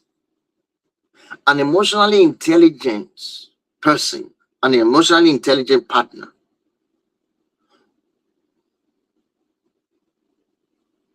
expresses themselves whether the person feels comfortable or not. You must express yourself. But the reality is, the expressing yourself must be intelligent, must be wise. What I'm trying to tell you is, emotional intelligence does not mean suppressing yourself so that nobody become uncomfortable. You don't have to shrink just because you don't want them to be uncomfortable. You don't have to suppress just because you don't want them to be uncomfortable. Since when? Is that your life? Is that what you is that all there is to you? Is that the life you came to live? To shrink yourself so that somebody else will not become uncomfortable? So you make yourself uncomfortable enough that your needs disappears so that somebody else will be comfortable. And you wonder why you are lonely. Didn't you read it? Love your neighbor as you, not the other way around. As you love yourself.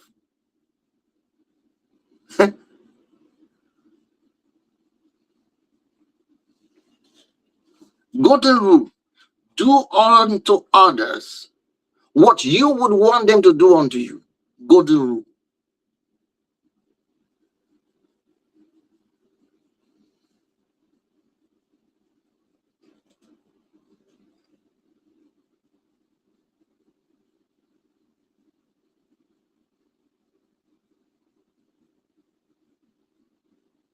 And at the same time, every emotional need cannot become your spouse's responsibility.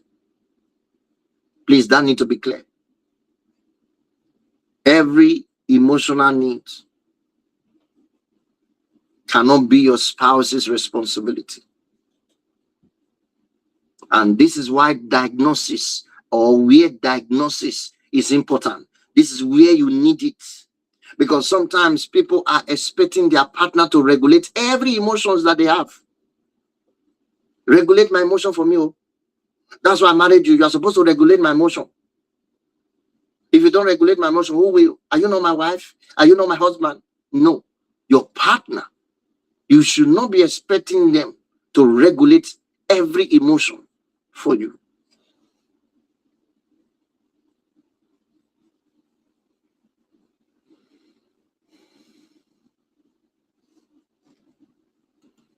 There are many marriages and relationships. They are the legitimate relationship I'm talking about. The needs in it has been ignored, chronically ignored. Your emotional needs has been chronically ignored. Not just for 1 year, for years. We're talking about years. So you need to understand what are reasonable emotional needs. You need to understand. What belongs to you, you need to understand. What belongs to your spouse, you need to understand. What belongs to the relationship, you need to understand. What is unmet needs? Do you know it? Unmet needs. You need to know. What is an unmet needs? What is emotional dependency?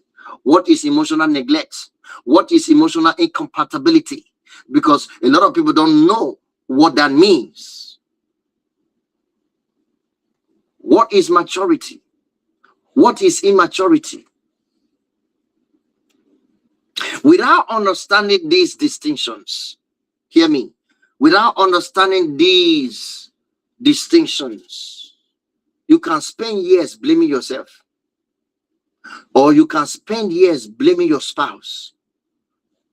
What are you blaming them for? You are blaming them for something you have not properly identified. There are people who are accusing their partner that they are immature. You are very, very immature, and yet they themselves are displaying that level or even higher level of immaturity.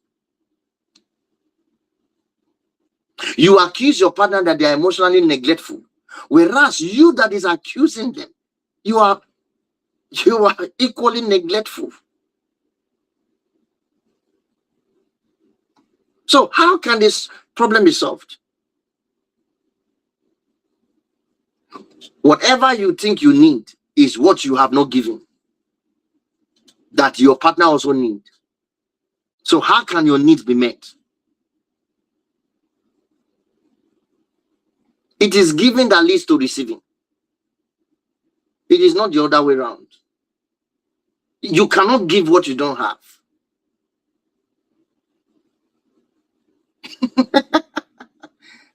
Now someone is thinking, what is going on? How many of you have heard this word? I have become numbed emotionally. Have you heard it? How many of you have heard it? When someone said they are numbed emotionally, they become numbed. Have you heard it? Emotional numbness. Nobody? Does anyone know what it is?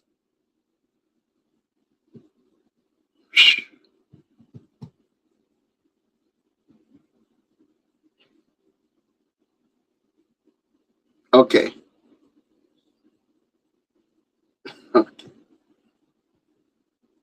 It is loneliness that leads to numbness. It is emotional loneliness that produces emotional numbness. That's what does it. And this particular one, a lot of people misunderstand it. Because at first you are angry, or you became angry, and then you became frustrated, and then you cry, and then you beg, and then you argue, and then you explain yourself repeatedly, and then eventually you're tired. Nothing.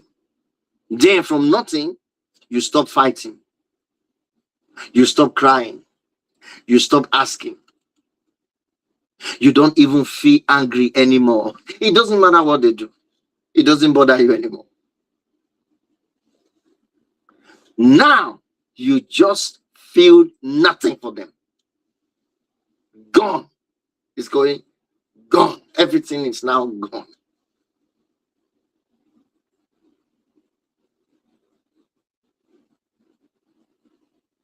And sometimes your spouse will think, finally, everything is okay. They think that because you are no longer talking, you are no longer angry with what they don't do, because they've been repeating, they did not change, no change, nothing happened. So you decided to just switch. Now you turn off. You have turned off your emotions. You are no longer emotional for anything. You are no longer available. You shut down completely. You become numb. And they will be thinking that you're fine. Oh, now they have finally understand me. So, okay, everything is fine now. No. That absence of conflict is not peace. It is emotional resignation. They have resigned as some people are, you're listening to me now, you know what I'm talking about. There are a lot of people, this is where they are. They have emotionally resigned. They are married though, they are still in the marriage, but they are emotionally resigned. They have signed off resignation emotionally.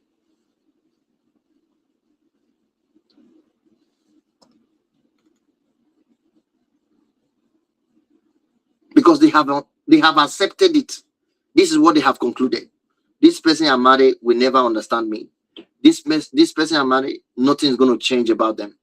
Nothing about them will change. I'm tired. They have resigned. They signed off. Now, guess what they think? I just need to survive this marriage. Period. So you emotionally detach. And this is one reason emotional loneliness must be addressed early. Because once emotional detachment happens, to restore it is not an easy work. I'm telling you.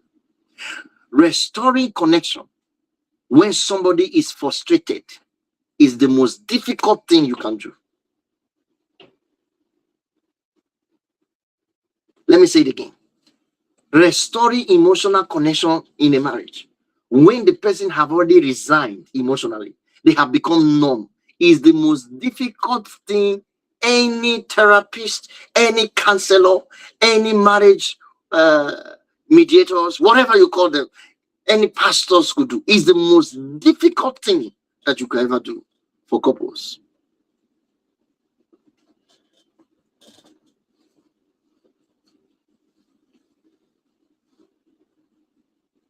Restoring connection after somebody has emotionally resigned, disengaged, is the most hardest thing. It's not that it's not possible. I'm not saying that it is impossible. I said it's very hard. It is a very difficult thing to do. This is not about repairing communication problem. What you're trying to do is to rebuild hope. A hope has been the hope that has been destroyed. Hopeless situation. You are trying to rebuild it to become hopeful. There's a lot of work that need to go in to start that engine of hope to start running again. Expectations. That's the reason they became numb now. The expectations were dashed. Hope that was not met will make the heart sick. A disappointment is what destroys people's joy. Your disappointment is dangerous. Disappointment, where your hope, what you expected, did not happen, and consistently it's the same. Repeated disappointment. It's what produces numbness, emotional resignation. To build that is not easy. Even your Bible said it. It said the hope that is defied will make the heart sick. It will make you sick. Emotional sickness. Emotional, you understand? Broken.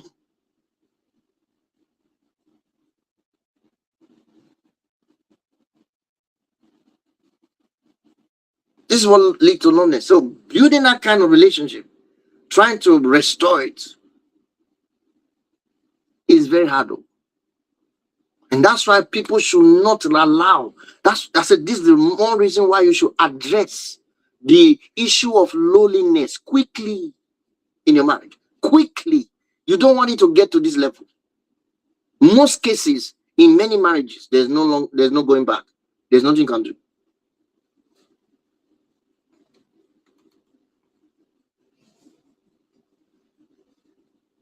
If you leave the loneliness in your marriage unaddressed, resentment will replace the affection. Resentment will start replacing affection. Unaddressed loneliness often turns into resentment. Unaddressed loneliness often turns into resentment. Now, little things irritate you. Very little things about them is what irritates you. Little things. You are irritated. The way they talk irritates you now. Even when they are eating, the way they eat is not irritating you. You are looking at them. Everything irritates you. The way they eat, the way they walk. Now, the way they walk irritates you. Before, this was the person you can't see walk around you. Now, they are walking irritates you.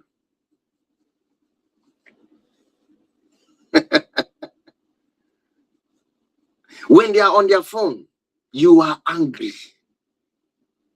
You are irritated, upset, resentful.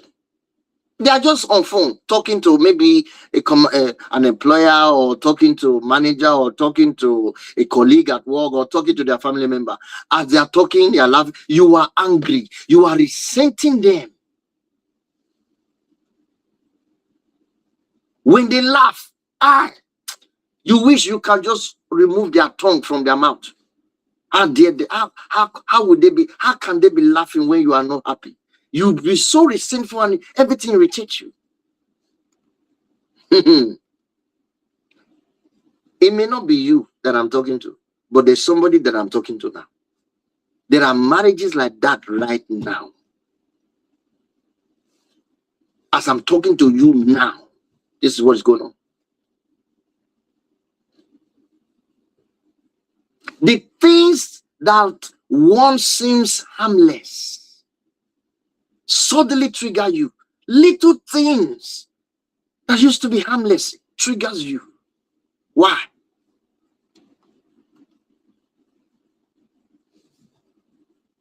Because you are no longer responding to what is happening today.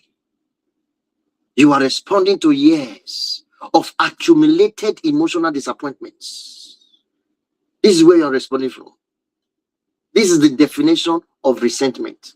It is a response to today's event from the years of accumulated emotional disappointments. That's what it is. The response that you're giving today is not coming from what happened today. It is coming from what happened many years ago. What happened today just triggered the many years of accumulated emotional pain and disappointments. So you now find out that the reaction to what happened today is far, far bigger and greater than what happened.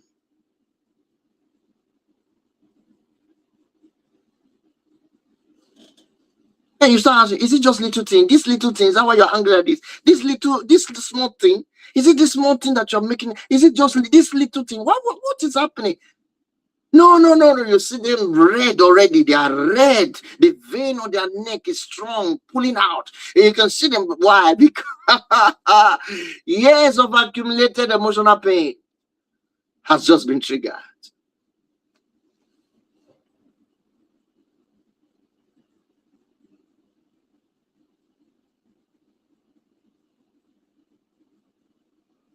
Yes.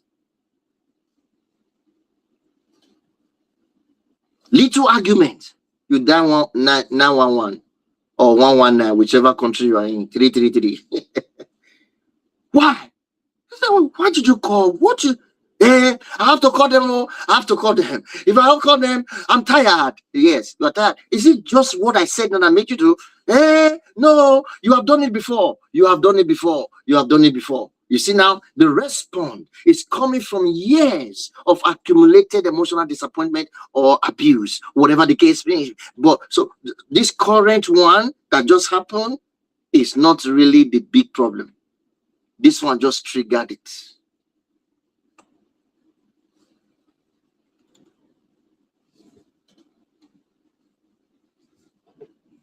So this anger is not because they forgot that little thing you told them.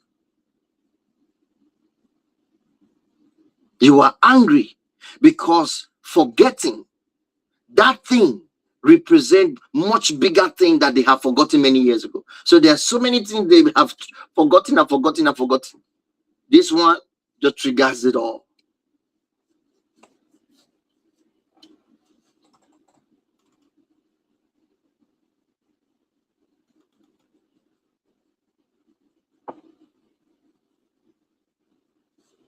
So you find out that the event is actually small, but the emotional history underneath that event is enormous. It's huge.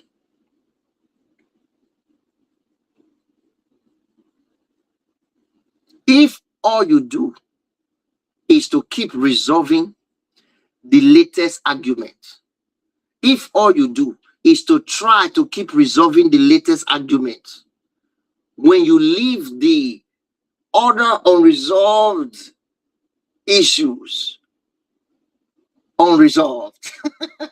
You will be repeating cycle. The cycle will just be looping. It's just like that. Boom, boom, boom, boom, boom. And it will be like that for years. Cycle. So what you need to do to break that cycle, you need to identify the pattern, the emotional pattern that has created that repetition of that event that is underneath the argument. The argument is not the issue. There is a pattern that is engineering the argument that you need to break. The anger is not the issue. There is a pattern that is engineering the anger. The loneliness is not the issue. There is a pattern that is engineering the loneliness that you need to break.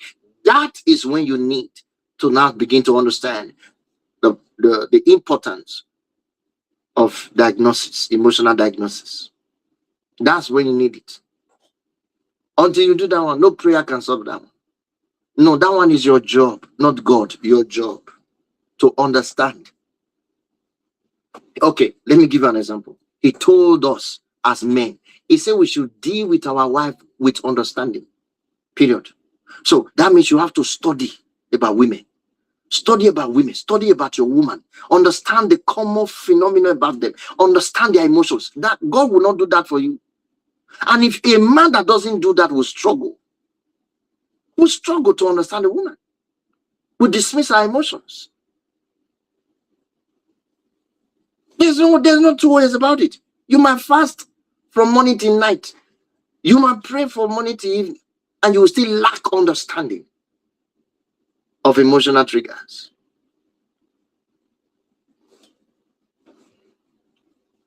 Until you give yourself to study, to learn, and then rewire your emotions. That one is on you. That one is on you. That is your personal journey. It's called wisdom applied. And he told the women, he says, become an understanding wife. He says, only God can give a man an understanding wife. So every man needs an understanding wife. Every man who wants to have a successful marriage experience must desire an understanding wife. And a woman who wants to be a wife must become an understanding wife. Is something, it's not about just praying it. You have to learn to be it. It's a skill. This understanding I'm talking about is not just knowledge based alone. It is both knowledge and practical experience. That means practical application. It is wisdom at work. This is where I say, when it says, wisdom says, I am understanding. Wisdom says, I am understanding. This is what I'm talking about. Practical applications. I wrote a book many years ago. I wrote this book, How to Influence Your Husband to Success. I was describing practical applications in this book. Practical things that a woman can do to make their man a success. Why were you called to be a support, a helpmate to a man, not to yourself? A helpmate to a man. Because you have the endowment. There were things that was put into you that your man needs. And you must be able to dispose those things. And a man should be able to create an environment for the woman to be able to show those things, display, live to her fullest. And if you don't have understanding about all of these things, you struggle. This is not prayer work. This is wisdom work. And this is why many people are having issues. And guess what? Prayerlessness will deprive you from pursuing the right wisdom. So you need prayer. You also need wisdom. But don't mix them up. Every one of them have their place. And it is wisdom to understand the place of prayer. It is wisdom to understand the place of wisdom.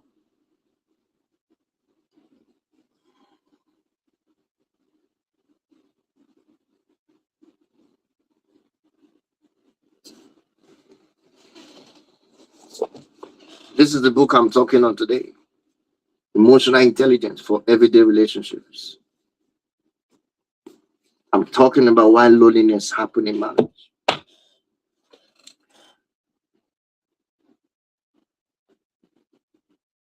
Now, I can go on for an hour or so, but this is over. This is 2 hour plus on YouTube streaming. I'm thinking, how many people will stay on YouTube for 2 hours to watch? Well, let's hope a lot of people will. But I want to say one more thing. If you no longer feel safe being vulnerable, it's because of the emotional loneliness. Because emotional intimacy requires vulnerability, and vulnerability requires safety.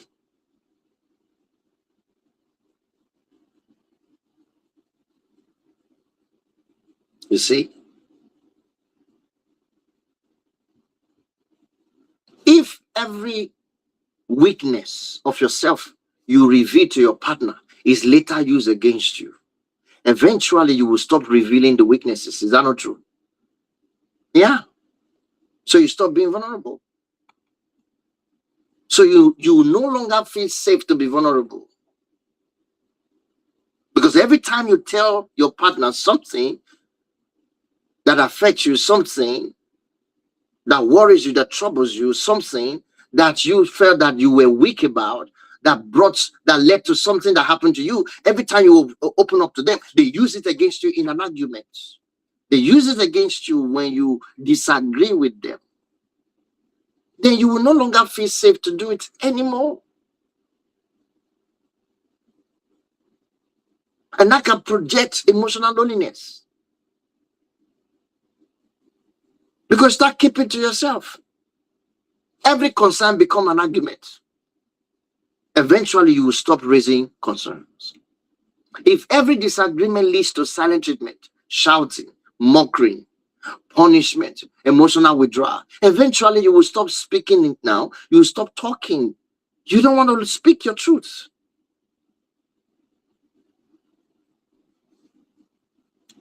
So in such a case, people will say, oh, we don't communicate anymore. It's because we don't communicate. It's not about communication. This is not an issue of communication. Communication is not always the first problem. Communication stopped because emotional safety disappeared. That's what you should know. You need to understand that. When emotional safety disappears, communication will stop. So the problem is not the communication that stopped or the poor communication that you are experiencing. The actual problem is emotional safety that has disappeared. Your partner does no longer feel safe to be vulnerable around you. This is why the communication stopped. So the question is, how do we resolve this? Question, what makes them feel unsafe around me? Let's deal with that. Why are they not safe to be vulnerable around me, around you? That's what you need to diagnose. Instead of trying to solve the communication problem. Oh, we are going for communication training. We are learning how to communicate. We are learning how. You're wasting time. You go for that training and come back, give yourself 6 months, you are back to poor communication. It will lead to fight again. Say, I thought we went for communication thing. No. Because the problem is not what you're fixing. You're fixing the symptom. And this is why I simply tell couples, you need communication more. Can be inadequate. Inadequate resolution. You are telling them you want to communicate more. I will take you through communication system. Communication, you are wasting time.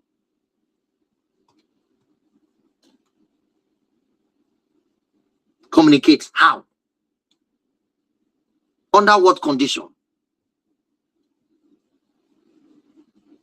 So what happens when somebody communicates?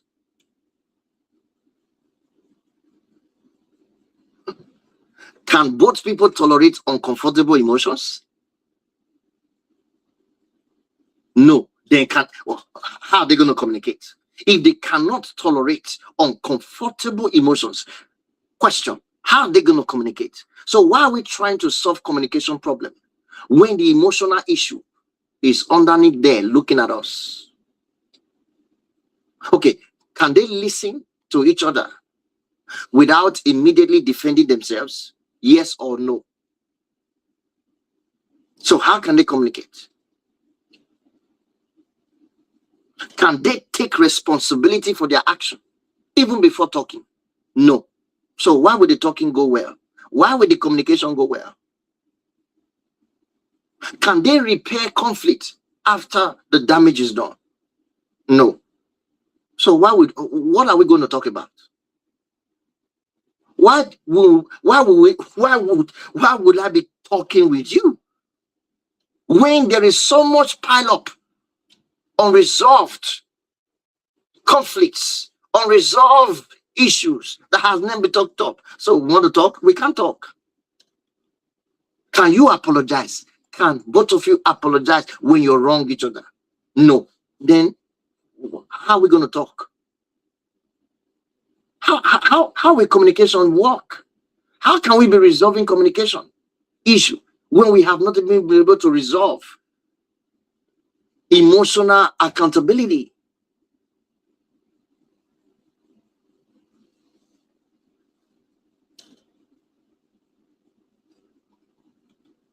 Can we both express our needs without feeling attacking each other? No. So if we cannot do it, how can we communicate?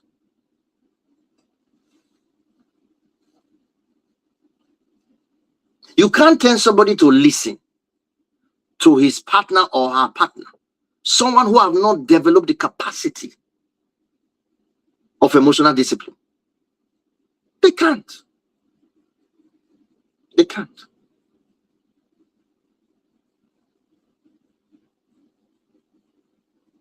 It's called self-control. They have not developed emotional discipline called self-control. They can't. They can't. They won't listen. While you are talking, they are talking. While you are talking, they are talking. As you talk one, they will talk 10. They will not listen. How? And you say we have communication problem. No, the problem is not the communication. The problem is emotional indiscipline, lack of emotional intelligence. That's the problem. And where these skills are missing, communication becomes dangerous instead of connecting. It's not healthy.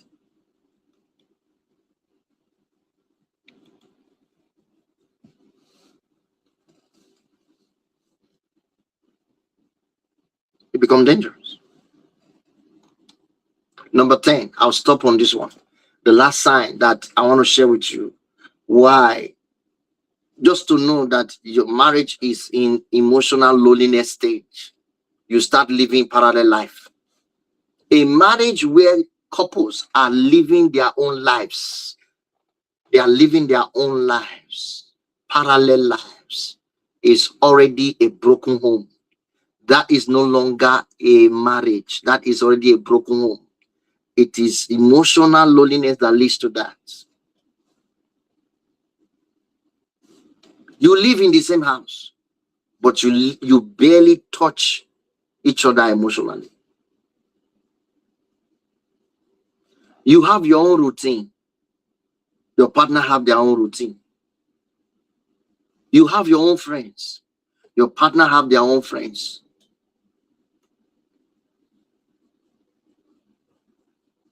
Your phone is your phone. Nobody touches it. No, nothing. And their phone is their phone. Your partner cannot touch it.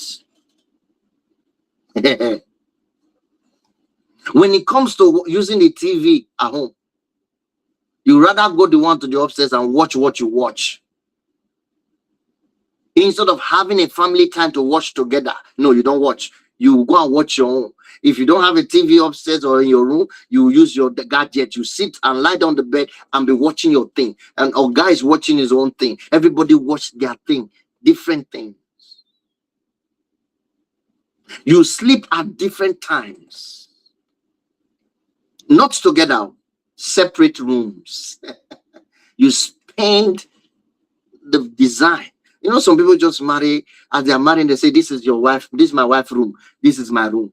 You have divided your marriage before you start. I know some people don't believe this, but this is just my opinion. And it's easier to just think like this. Imagine you start a marriage and then you have a room, 4 bedroom, and then you allow your wife to choose a room. You have made a mistake. There's no separate room for you or me. One room is for us. So let's get a massive room for us. It's called master bedroom. That one is for us.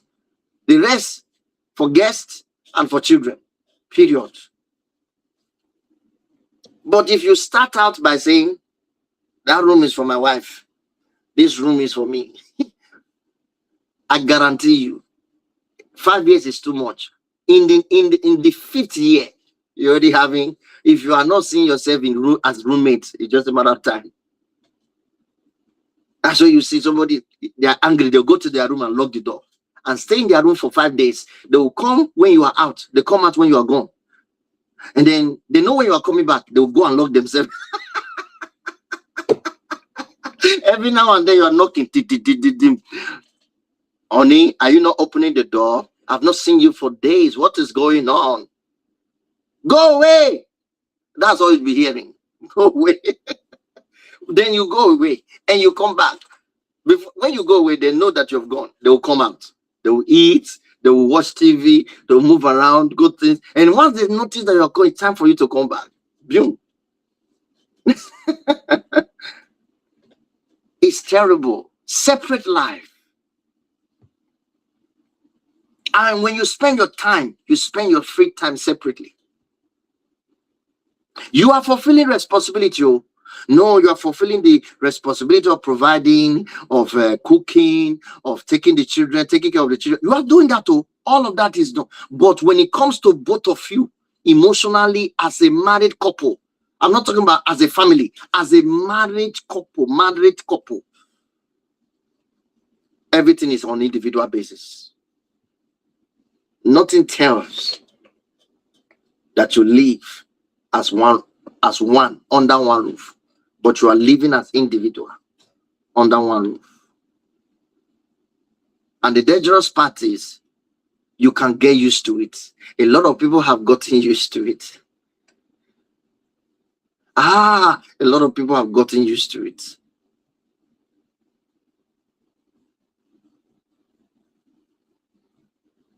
You have learned how to live without emotional intimacy. Eventually, connection feels strange. Vulnerability feels awkward. Even just to touch each other with your hand, or maybe use your body to touch each other, it's like something strange. How dare? This is supposed to be your partner. Like, don't touch me. How dare? Irritation. Affection feels like it's forced. Affection is forced. Conversation feels like work. And now you are not fighting. It's not fighting. You are simply disappearing. You are disappearing from each other's emotional world. Have you heard that statement when they say, we have grown apart? We have grown apart. That's where that word comes from. It is a word from emotional loneliness. That experience is birthed from emotional loneliness. We have grown apart.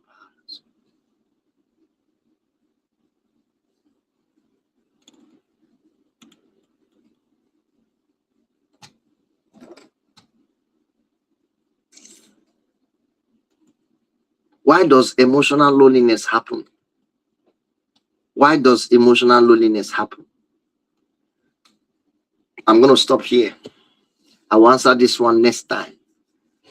But those of you who you feel that this live session address your situation and you want a one-on-one session where I can look into your emotional experience to be able to help you understand what is happening that is leading to this experience of loneliness and how to break away from it and fix your home, fix your relationship, I will encourage you to send me a message or book a one-on-one session with me using the link in my bio. That's what you would do. Okay, for those of you watching on YouTube, Facebook, Instagram, all right, you can get in touch with me, send a message or visit familyaspect.co.uk, www.familyaspect.co.uk, or you can use just type the word familyaspect.co.uk on your browser. It will take you to our website. You can send a direct message from the contact form. Use the contact form to send a message. For those of you watching on those platforms, those of you on TikTok, you know how to get in touch. Send me a message on TikTok message, or you can go to the link in my bio and book a session. Take a date, take a time that you're going to be available. I would like to speak to you one-on-one in private, and let's get things going. Remember, wisdom is needed when it comes to your marriage 80% of the time. So the things you may need right now is just some practical things to put to place. And if you can get those things resolved, you might just be happy doing every other aspect of your marriage and relationship. So any question? Now, before I do that, I have books I have written. Emotional Intelligence for Everyday Relationships. Sorry. This is one of our bestsellers right now. It's our best-selling book. If you haven't gotten this book, get your copy. Again, you can find it on our website. You can find it on Amazon. This book is available right now on Amazon. I mean, it's selling with 5-star reviews. Okay. And then we have Marriage Systems, understanding the system that govern marriage. This is it.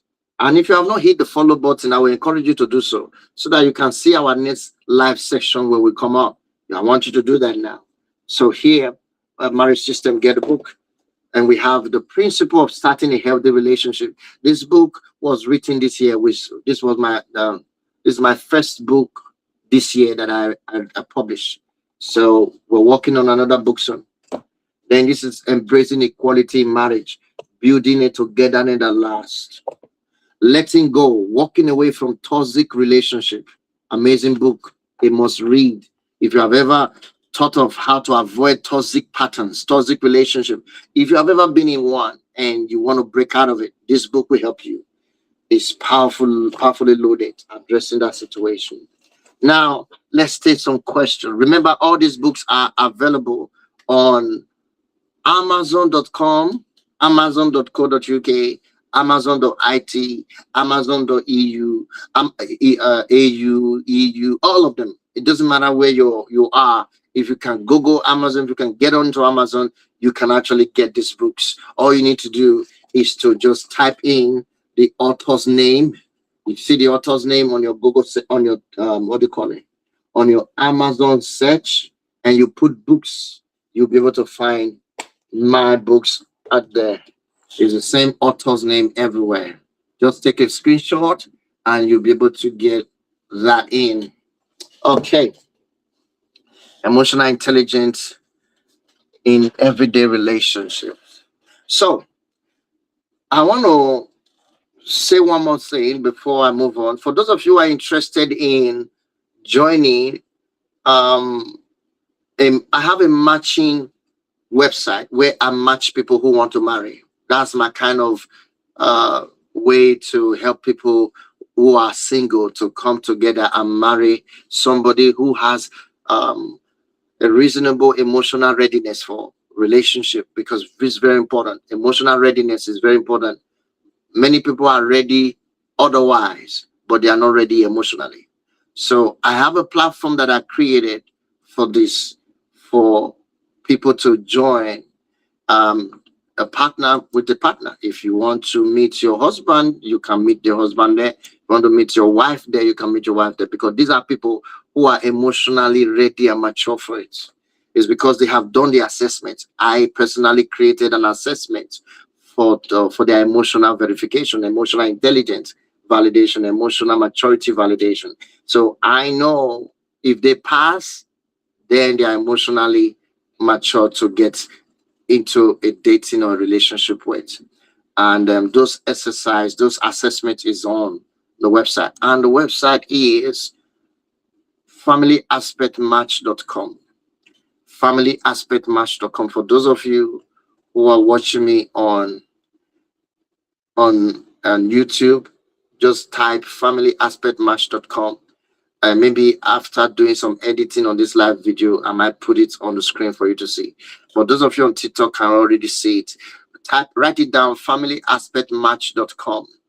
Familyaspectmatch.com. You'll be able to visit it and sign up and do the quiz. A lot of people don't have the patience to do the quiz. You have to do the quiz, do the emotional quiz to know whether you are ready for marriage. You have to check your emotional capacity, check your emotional readiness. Are you emotionally mature or not? That test, that quiz will come in. By the same author, yes, by the same author. FamilyAspectMatch.com. Anything you need there to match up with your partner, you will find it there. So I will encourage you to join if you haven't joined. So we'll be talking about it. Is our new matching website where we match people who wants to marry. So we are going to be talking about it 10 years from now. It's going to be still there. So as long as you are joining in now, ensure you do it now. Okay. Any other question? Any question? I'm done. Taking a screenshot already? Beautiful. All right. Thank you so much, guys. Those of you watching me on YouTube, thank you so much. We're going to be coming again your way in our next live stream. Don't forget to hit the follow button if you're watching this, and also share it and like it. And I'll see you in the next section.